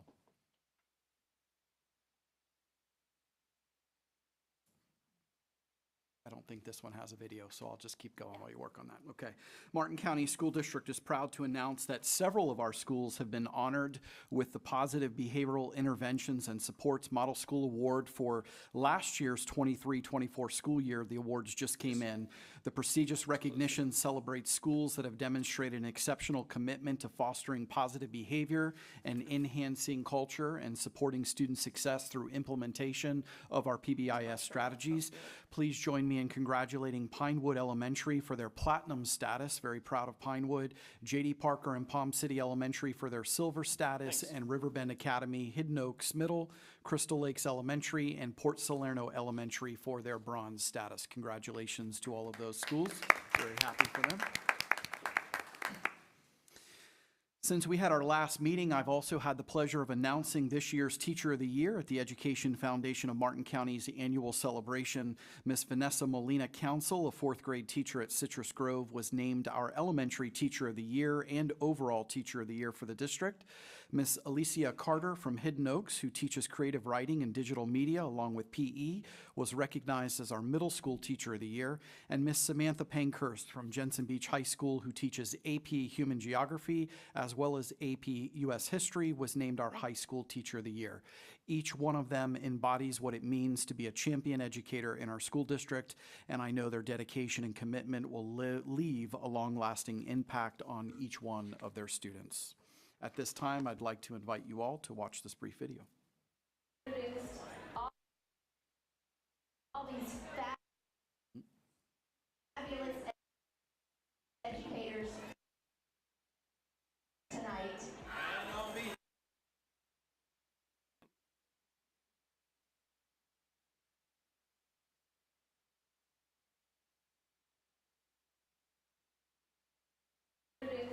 All these fabulous educators tonight. And on behalf of the Education Foundation of Martin County, it is our pleasure to announce this year's Spirit Award winner to Felix Elementary. I am so proud to announce our 2024-25 Teacher Elementary School Teacher of the Year is Vanessa Molina. Our 24-25 Middle School Teacher of the Year, Miss Alicia Carter. I'm proud to announce our 24-25 High School Teacher of the Year goes to Samantha Pankhurst, the winner of our overall Martin County Teacher of the Year for 24-25. Please join me in congratulating, and I'm going to let you do the honors, sir. Vanessa. I feel like I'm in a dream right now. I'm so happy, so excited. I feel so honored right now. I love the work that we put into it. I love the outcome, the children telling you that they want to see you and they're happy. I love when kids are happy about learning and they come to school, and that's what makes this job phenomenal for me. Here's to our phenomenal Martin County Teachers of the Year.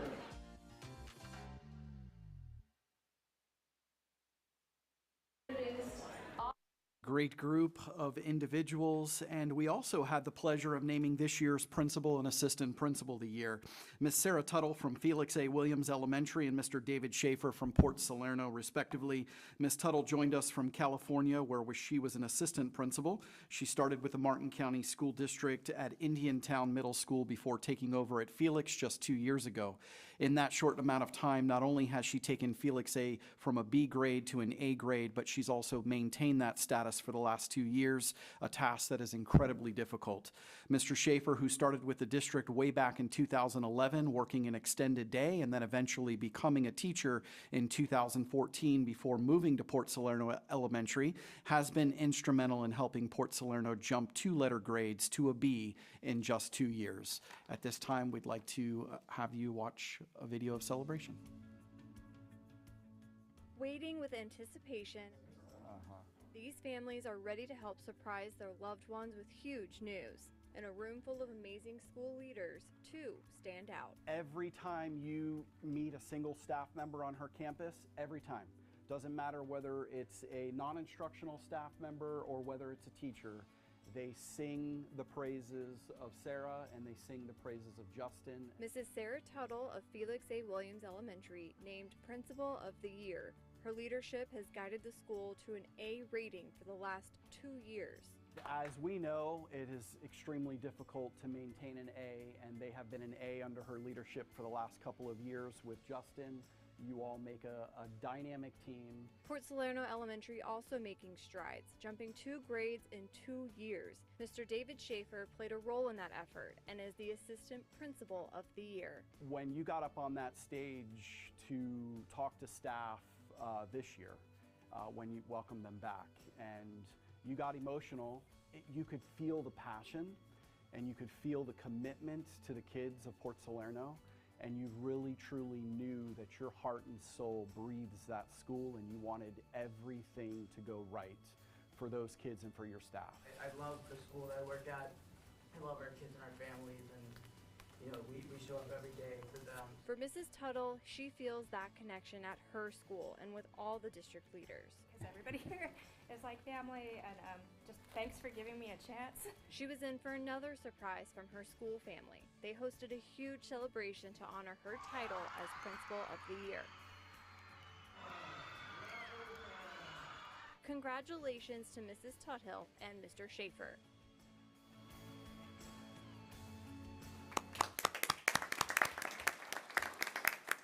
We know they will go on to represent us well at the state level, and Madam Chair, at this time, this concludes my superintendent's update. Thank you. All right, we now have, moving right along. Should I go through all of these? Does anyone have any questions on any of these updates? All right, then we will move on to board information share. Yes. Where on the agenda would you like me to talk about the request for a special school board meeting? Oh, okay.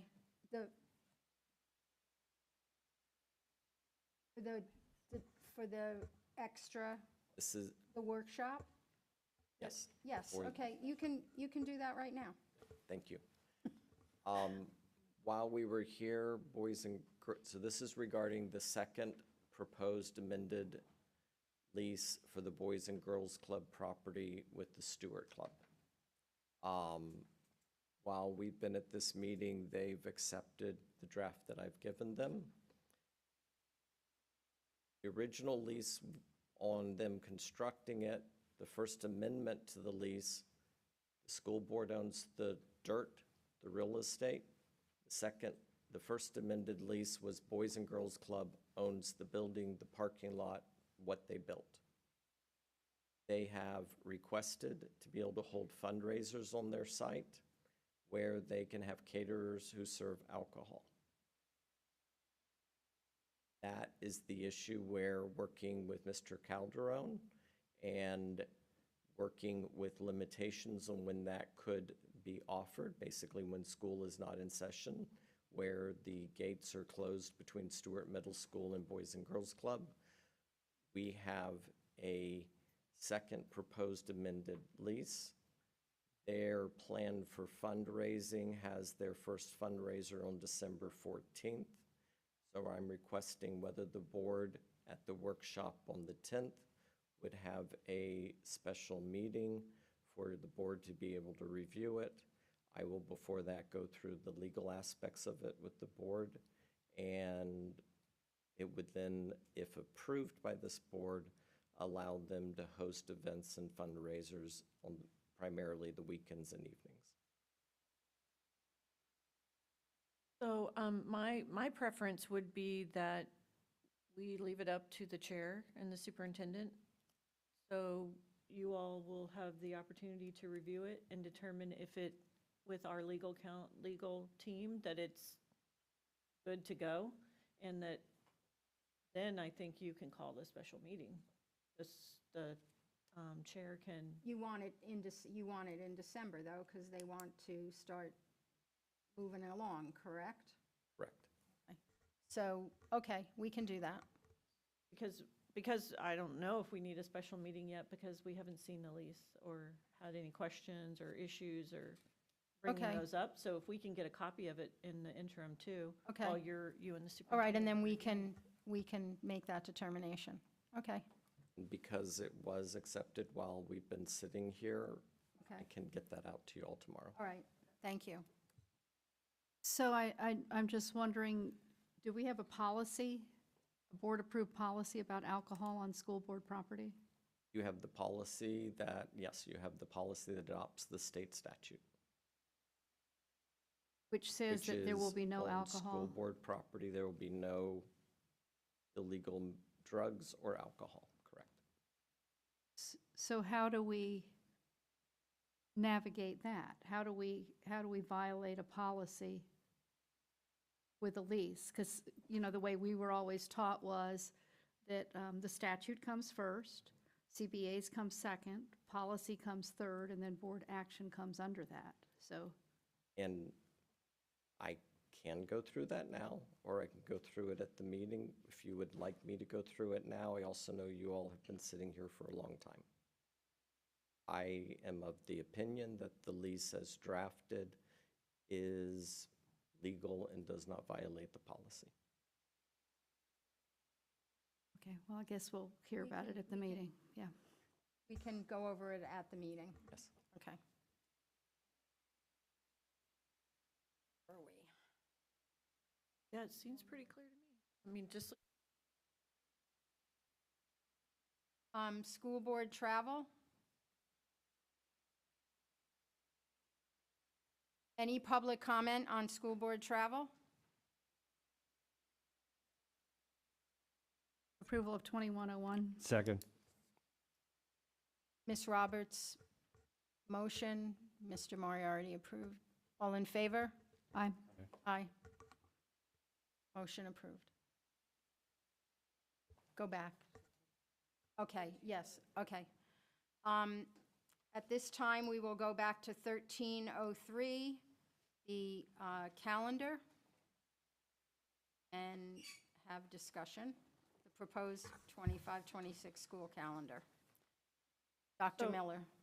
Oh, so I pulled this item to discuss. So obviously, when the calendar came out, we got a lot of feedback, more so because of the, probably had it happened after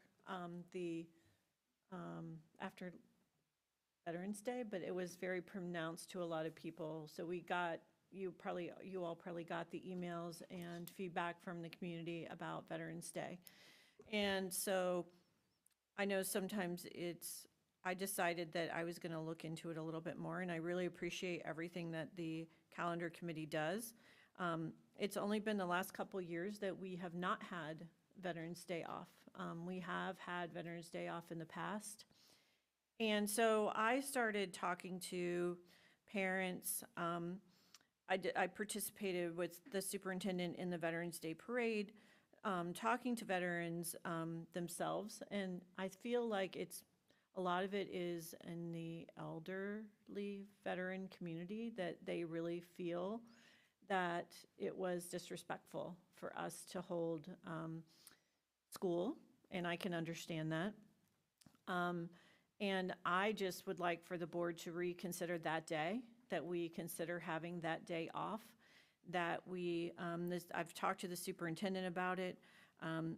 Everything that we're doing now leading up to Veterans Day, all of the educational piece, talking to kids about the importance of veterans and the importance of patriotism and all the things that happen. I think when I looked at each individual school, yes, every school did something, but it was not a school-wide. In fact, I got some complaints from like South Fork High School that parents didn't feel like they were getting, that their kids were not participating in anything on Veterans Day. So I would like the board to consider us having Veterans Day as going back to the way it used to be. There are a couple of options to add it to the calendar without changing any of the days that the board had already approved. We could either do it on the front end, which was adding it to July, I think it was July 31st, as an optional day for teachers, and replacing it with that, so that they come back one day earlier and having that day off. With that, because I feel like in order to respect both parties, both schools of thought, and honoring both, that we should have, because I believe it falls on a Tuesday this year, so it would be Tuesday, them being off on Veterans Day, and Monday before, doing all the same things that we did and making sure that we promote it very well. We have all the guest speakers come in, but then Tuesday have off. And that way, you know, I feel like both sides are being honored. Anyone else? I'll politely disagree. I'm proud of the way the district handled this year. I thought that kids came back with more knowledge of what Veterans Day was and why it was important than I've ever seen before, than just giving a day off. We're not trying to disrespect veterans in any way, and kids can participate in the parade without a penalty of absence if they so choose. I've personally asked many veterans, Congressman Brian Mast, many high-ranking state veterans that we have here. They all love the way it was done. And I understand you could do it a different day, but that's like celebrating Christmas on a different day. I feel like it's important to have, as long as we're going to go this way, that we celebrate Veterans Day by honoring them, making sure every school has veterans coming into it and continuing with the program, and I'm proud of what the school district does. So personally, I'd prefer to keep the calendar as is. So I have a different tangent that, when you look at that, is I noticed that on the calendar, we've identified Super Bowl as being Sunday, February 8th, randomly, and that the students have off on Monday, February 9th. So I was thinking of swapping the Veterans Day for that Monday. So the students would have off on Veterans Day, but not have off the Monday after Super Bowl. The only thing that does is it takes the half professional learning day that was supposed to happen on the 9th, because the teachers were going to come on the 9th, and I think it's a couple things. It's when we don't have school on that day, but the teachers are coming on that day, then we don't have extended day on that day, then we have the parents that have students that need some kind of childcare on that Monday. So I was thinking if we swapped the Veterans Day for the Super Bowl day and moved the PL, the professional learning day, to January 2nd, where you had the half a day work day there, and if you pushed it to there, I was gonna. Well, and I just want to say, you brought up Super Bowl Monday, and I think that the public, veterans in particularly, got wind of it, that we were, that was openly discussed about taking the day after Halloween and the day after the Super Bowl, but we can't take off Veterans Day. And so I think that was really what caused the real stir was, wow, like, look how little you think of veterans, which is totally not true, obviously. And I agree with you, Brian, that the school district did a great job, and I want that work to continue and all that educational piece while honoring our veterans at the same time. And there wasn't as much participation at the parade as normal. There were not as many families with young children on the parade route. So, I just. And I agree with Brian. I do think that the piece that's done in the school, which is what we've done, except for this last year, the piece that we've done in the school has been beefed up. And I think we can do that on the Monday. I think that would be completely appropriate to do it the day before. And then that sets people up so that if they wanted to go with their family to go to some parade or something else, they could do it on the Tuesday. I understand. I'll just respectfully disagree. I feel like it's important to have that stuff on Veterans Day so that it's really important to the students. And I feel like the school district and the superintendent has made such an effort on that day that I think that's the best use of that day versus just giving it off. And I mean, how many families are actually going to go to that parade? So, I mean, for me, I like the way we're doing it. So that's just my 2 cents. May I? I would like to propose that we have a proclamation that Veterans Month be November and celebrate the veterans all month long. I've written one up. I'd like to bring it to a future agenda, and I think that we can combine all of our desires here and knock it out of the park with a full month that they should be honored. And I think that would definitely go a long way to satisfy everyone. But I do agree with you, we should have that day off. And this way, the Veterans Month, they could have programs and people come in all month long. Thank you. So are you looking for a motion, Madam Chair?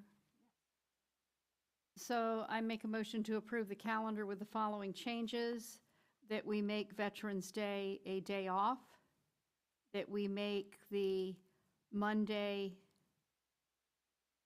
February 9th, a regular school day, and that we move the professional learning day, the half professional learning day, to January 2nd. Second. Have a motion by Ms. Roberts, a second by Ms. Russell. All those in favor? Aye. Madam, certainly. Is that part of your motion to have this ongoing, correct? So that it will become part of the calendar planning moving forward, and that this is a day off for our entire school district, including our administrative staff, and it'll be in the plan for the next calendar planning time, if it falls on a school day, obviously. That is my understanding. I guess Ms. Roberts is going to clarify. That was not my intention with the motion. My intention with the motion was to just take care of this calendar.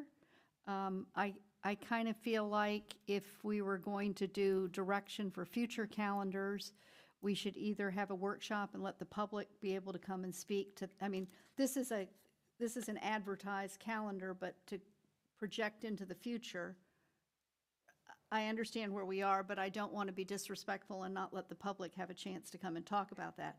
So I think if we scheduled that as a calendar discussion, like an overall calendar discussion for a workshop or something, maybe in January or February, that gives us enough time to, say February. So if we push it up until then, then we can have a discussion on what we want calendars to look like in the future.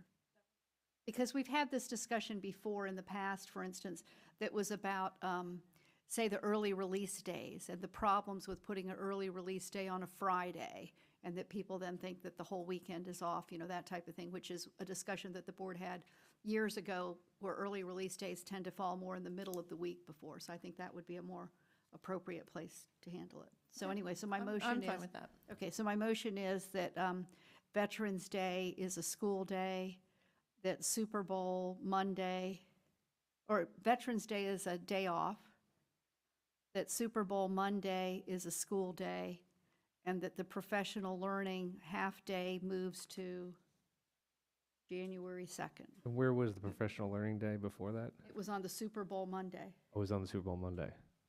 Yeah. So that is So just, that Super Bowl Monday was supposed to be, the students were off on Super Bowl Monday, but the teachers were coming for professional learning. okay, but we're having the teachers come in on the 2nd, They're coming anyway for a workday on that day. so they were coming anyway. Okay.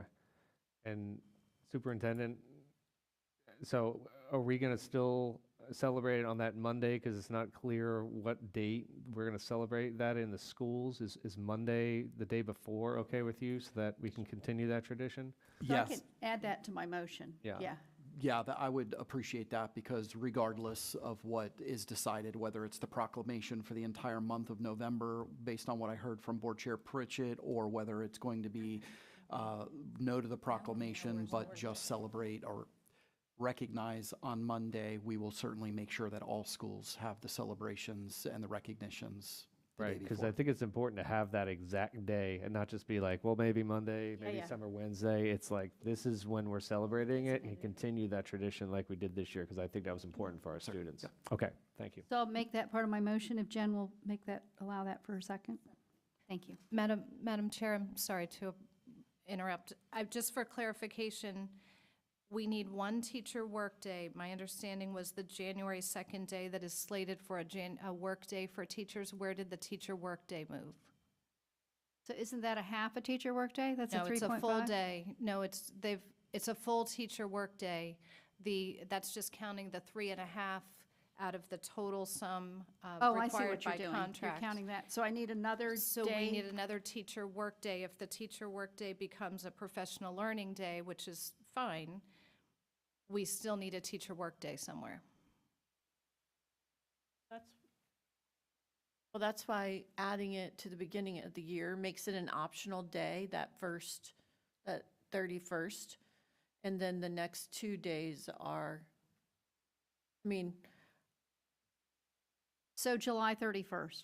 yes. And that's like, that moves it to an optional teacher So I think you move day. the optional to the 31st and you make the workday the 1st. Does that make sense to you?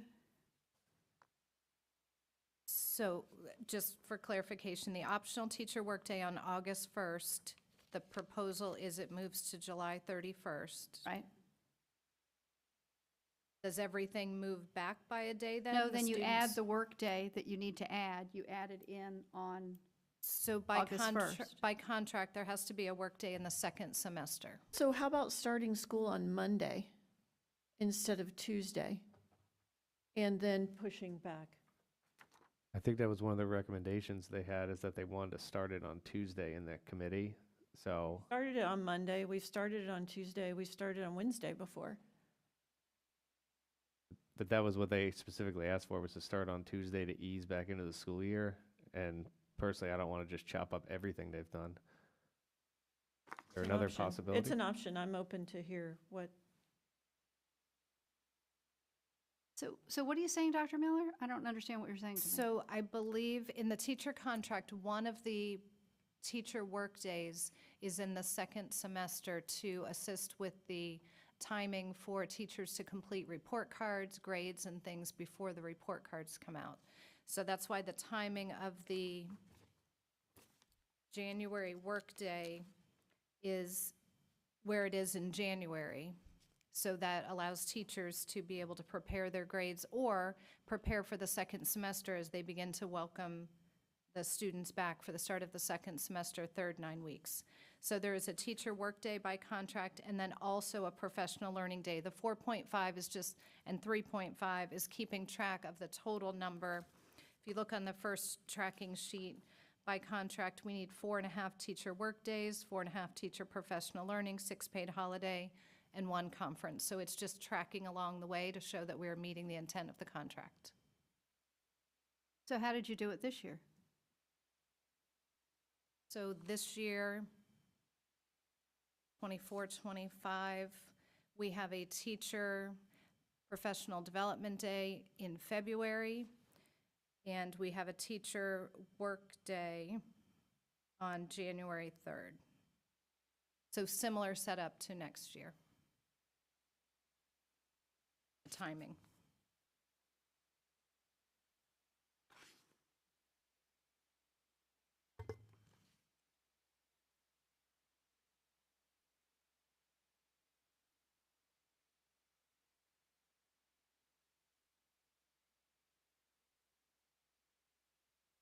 So do you have any suggestion on how to solve that and not have, and have students come to school to swap? I mean, if we're going to swap Veterans Day for Super Bowl Monday, do you have any suggestion on how to pick up the Professional Learning Day then, Dr. Miller? So the Super Bowl day, so you'll see there are dates on the calendar just to let people know when, you'll see all kinds of things on there that are not really related to choices in the calendar. They're just to let people know where we are in the grand scheme of things based upon parent comments that we hear, based upon comments that come from the committee members. And so that's why you'll see dates like the Super Bowl. So that was a time that we had heard in the committee for teachers to come for professional learning. That was a great day for professional learning. What we had heard from, I believe it was high school teachers in particular, was that student attendance wasn't as stellar as they would like on a day after an event such as the Super Bowl, which is why it was noted there. So if there's going to be a professional learning day, the idea was let's take a day that maybe isn't as well attended by students to make that a non-student day, but have it a day for full professional learning for staff. So that was why that particular day, the 9th, was selected as opposed to the 2nd or the 23rd. So you're telling me that I could move that student off day? What you're saying is you aren't in favor of taking the student off day and swapping Super Bowl Monday for Veterans Day? So that student off day, professional learning then would be on Veterans Day. If you're swapping day for day, teachers would then have professional learning on Veterans Day, because it's a teacher workday, student off day. So the day that students are off on February 9th, is a teacher day that they are in session. So if I swapped it for anything else, in order to have Veterans Day off, I have to come up with another day for students to go to school. So do you have a solution for another day for students to go to school, is what I'm asking you. So as Mrs. Powers mentioned, the only days that really are here and flexible is you could start on school on the 12th. So in other words, if you were talking about moving the optional teacher workday from August 1st to the 31st, although that was not the recommendation of the committee because the teachers really did not want a July date. So just to share with you the committee discussion, all of that could move back a day. Students' first day could be on the 11th, opening up that as the additional day that would, in a sense, be swapped for Veterans Day. Everything would just move back starting on July 31st, and then the student's first day of school would be on the 11th. Meet the teacher, professional learning, all of that from the 11th would actually move back to the 8th. So that whole section would move back by a day. And again, as Dr. Moriarty mentioned, it was specifically mentioned by committee members that many, especially in elementary, prefer not to have a full week of school the first week. That was by design to not have a full 5-day week the first week. Is there another option besides moving that back? So the other option, I think Mrs. Powers said this as well, we could extend the last day of school. So the last day, instead of it being on The 28th would be the 29th, which means that the teachers would have to come to work on June 1st. teacher workday would be on June 1st and would push summer school beginning until the 3rd.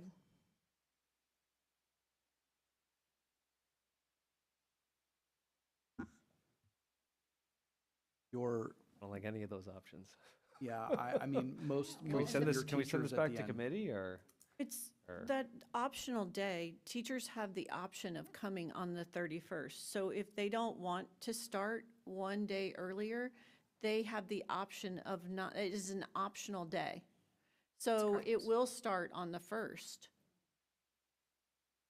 So yes, Mrs. Powers is correct. The optional day, that the concept in the contract behind the optional day is teachers can choose to work an additional day. The official teacher first day that everyone must be in attendance, according to the calendar in front of you, is August 4th. However, there's an option in the contract where teachers can choose to work on the 1st in this example, and then they can take another work day off. So in other words, they switch one day for another. So teachers would not have to come back if it was moved to the end of July. They would not have to choose to come back in July. I thought when I just said that a few minutes ago, you said that the day had to be in the second semester. And that was why we ended up looking at the second semester. You gave me a whole No, thing that's and correct. Said, well, how am I going to take care of the second semester if I want to give Veterans Day off, and then I want to have students come to school on the 9th of February? You told me that I have to do a professional learning day in the second semester. So how does teachers coming a day early give me a professional learning day in the second semester? So I wasn't understanding that we were still sticking with the movement of the February 9th day. So the suggestion of moving back the start of school to the 11th, shifting all of August, would not have any impact. The 9th of February would remain a teacher professional learning day. Because we would just be adding a student day on the 12th, the 12th of August, which would account for the Veterans Day. So nothing else in the calendar would change. So you're saying you're accommodating Mrs. Powers with moving everything to take care of her Veterans Day, and you're saying that you are assuming that in doing that I am giving up on the let's go to school on Super Bowl Monday. Is that what you're assuming? I was looking at them as two separate issues. So the first one would handle the first issue, then we would have to go back to the 9th and take a look at that day to see where that could be moved. If the board was not interested in professional learning on the 9th, it could be moved to the 2nd, it could be moved to any other date. But if you're moving it to the 2nd or any other date, don't students have to have off on the day that they're doing the professional learning? Correct. So if they're having that off, right, then I haven't substituted that day for Veterans Day, correct? That's correct. That's why the August date was required to substitute for Veterans Day. Is it possible we could decide this next month, or does it have to be done tonight? It seems like it needs a little more thought and planning than throwing something together. We're all tired. It's been a long night. So this is certainly something that we can work to accommodate what we've gotten thus far from the board members and bring this back next month. Okay. We can workshop it if Do I you'd need a like, motion? Suggestions. I have to, on you have a additional motion on dates. the table. Oh, we have a motion on I the want to table. make clear that Veterans Day is off. Yes, that is what I've That heard. is settled. And I've also heard the February Super Bowl day. So can I withdraw my motion and issue a different motion? Would that make you happy? Okay. Yeah, can I withdraw that one, Jen? So I have a new motion that the calendar come back to us, accommodating having Veterans Day off and Super Bowl Monday being a school day, and Veterans Day celebrations in the district being designated on that Monday prior to Veterans Day. I'll second that. Roberts, Aye. seconded. Aye. Thank you.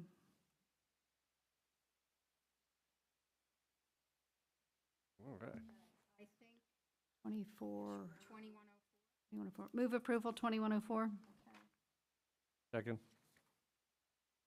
By Ms. Roberts, seconded by, all those in favor? Aye. Aye. Aye.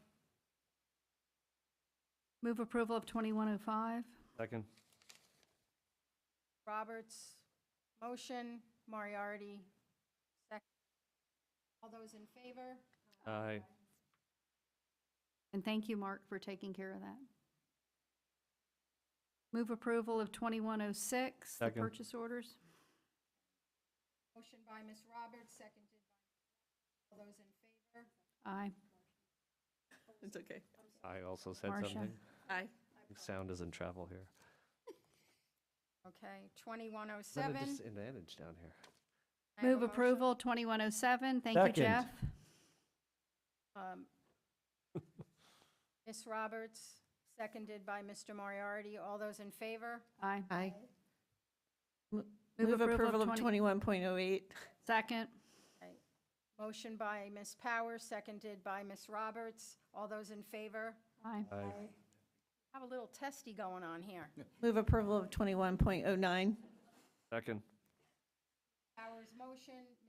Moriarty seconded. All those in favor? Aye. 2110. Move approval of 2110. Second. Mr. Moriarty, seconded by Ms. Powers. All those in favor? Aye. 2111, can I have a motion? Motion. Okay, Ms. Russell Second. motion, second. Powers. Powers, all those in favor? Aye. 2112, I move approval of 2112. Second. Ms. Powers and Ms. Russell seconded. All those in favor? Aye. 2113, Move approval. Second. Ms. Roberts motion, Mr. Moriarty second. All those in favor? Aye. Aye. 2114, Move approval, and thank you for taking care of that, Mark. Appreciate it. Second. motion by Ms. Roberts, seconded by Mr. Moriarty. All those in favor? Aye. 2115, Move approval. Exciting, too. Second. Roberts motion, Moriarty second. All those in favor? Aye. Aye. 16, Move approval, and looking forward to how that helps the C-suite. Second. motion by Ms. Roberts, seconded by Mr. Moriarty. All those in favor? Aye. Aye. Our first review of school board policy. Wait. No, they were going to this 23. Regular second hearing. Public review. School board policy 2301. Foster care. Should ask it. Is there any public comment On all of on them. any of these policies? 2301 through 2319. None? I move approval of 23.01. Second. Powers motion, Ms. Roberts second. All those in favor? Aye. 302 attendance. Move approval of 2302. Second. Ms. Powers motion, Ms. Roberts second. All those in favor? Aye. 2303 attendance records. Move approval. Rescind. Move Ms. approval. Roberts motion, Second. second by Ms. Powers. All those in favor? Aye. 2304 use Move approval. Ms. Powers motion, Second. Ms. Russell second. All those in favor? Aye. 2305 student accidents and illness. Move approval. Second. Mr. Moriarty. Powers second. All those in favor? Aye. 2306 graduation recognition. Move approval. Ms. Powers motion, second. Sure. Ms. Roberts second. All those in favor? Aye. 2307 student conduct. I move to approve 23.07. Mr. Moriarty motion. Second. Ms. Russell second. All those in favor? Aye. 2308 gang control rescind. Motion. Ms. Russell motion, second by Ms. Powers. All those in favor? Aye. 2309 use of motor vehicles. Move approval. Ms. Roberts approve, second by Ms. Powers. All those in favor? Aye. Aye. 2310 participation in extracurricular activities. Move approval. Second. Mr. Moriarty motion, Ms. Powers second. All those in favor? Aye. 2311 search and seizure. Move approval. Second. Powers, motion. Mr. Moriarty, second. All those in favor? Aye. 2312, student fundraising. Move approval. Second. Ms. Roberts, motion. Ms. Russell, second. All those in favor? Aye. 2313, parades. Rescind. Move approval. Second. Ms. Roberts, motion. Mr. Moriarty, second. All those in favor? Aye. 2314, cost principal, spending federal funds. Move approval of this exciting policy. Second. Ms. Roberts, motion. Mr. Moriarty, second. All those in favor? Aye. 2315, budget preparation. And Move this one. approval. Oh, sorry. Ms. Powers, motion. Sure. Ms. Roberts, second. All those in favor? Aye. 2316, tax budget hearing, rescind. Move approval. Ms. Powers, motion. Second. Second by Ms. Russell. All those in favor? Aye. 2317, vendor preference. Move approval. Second. Ms. Russell, motion. Ms. Powers, second. All those in favor? Aye. 2318, procurement, federal grants funds. This is a new policy. Move approval. Ms. Roberts, motion. Second. Second by Ms. Powers. All those in favor? Aye. 23.19, naming, renaming of district-owned facilities. Move approval. Ms. Roberts, motion. Second. Second by Ms. Powers. All those in favor? Aye. Thank you. All right. Madam Chair, Yes. Mrs. Falls didn't get any of those. I have them. Just kidding. We have to go back and do it all over again. No. That's very funny. Little levity. Only you have to stay. Okay, only I have to stay. Okay, now we have open to the board. Anyone? Sure. Mr. Moriarty? I just want to recognize 3 Martin County schools that were recognized among Florida's top 500 by the U.S. News and World Report. Somehow I did not make it in the district presentation, but Jensen Beach Elementary, Hidden Oaks Middle School, and Bessie Creek Elementary were all recognized in that top 500. 2 of them are in my district, so even though this is my first day, apparently I'm doing a great job. But congratulations to all 3 of those schools. And it's an honor to be on here. This was fun. Let's do this again next month. Ms. Roberts? Sure. I'd like to thank Dr. Parendozzi and her team for we're now 90 days or so in for the cell phone. And I'm still hearing good things for the community. And a shout out to the people at Jensen Beach High School, because the parents at the Jensen Beach Chamber are very appreciative and thankful for everything that's been happening there. Remind everybody that we have interim reports tomorrow. I think, is that correct? Right, I think interim reports are tomorrow. Does anybody know that? Troy, right? Interim reports are tomorrow? Does anybody know if the interim reports are Paying coming attention tomorrow? to you. You've lost.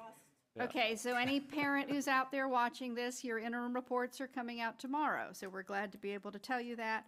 And to thank Jeff Carver for all the work he's doing at purchasing. I really do appreciate it. Everything does seem to be streamlined and seem to be coming through much more rapidly than we've seen. And of course, thanks to Mark always. That's all. Ms. Russell? Ms. Powers? No, I just want to welcome Dr. Moriarty. It's been a fun first meeting. I know they're not all like this, but hopefully, or it could be just you. I mean, but welcome. We're really happy to have you, and I look forward to serving with you the next 4 years. And welcome back to you. Thank you. Yes, thank you. I like the board when you're all tired. We're all tired. It's happy. It's fun. It's a fun night. I think we're bordering on cranky. Whatever that is. But no, I appreciate it. I just wanted to congratulate Dr. Moriarty and Mrs. Powers. I'm looking forward to a great year ahead. We've got a lot of wonderful things planned, and just really appreciative of the board. It is not easy to have to make some of the decisions that you made tonight, but I felt that you listened, you leaned in, and you did what I think is right by the community, and staff will get on it as soon as possible and make sure that we get the pool open as quickly as possible. So thank you. Just want to congratulate you, Brian, and congratulate you, Ms. Powers. And I'm looking forward to a very prosperous and peaceful year. Thank you. And congrats to you, Amy. This meeting is adjourned. Will we see each other before Thanksgiving? Happy Thanksgiving to everyone. Hopefully if I don't see you, happy Thanksgiving.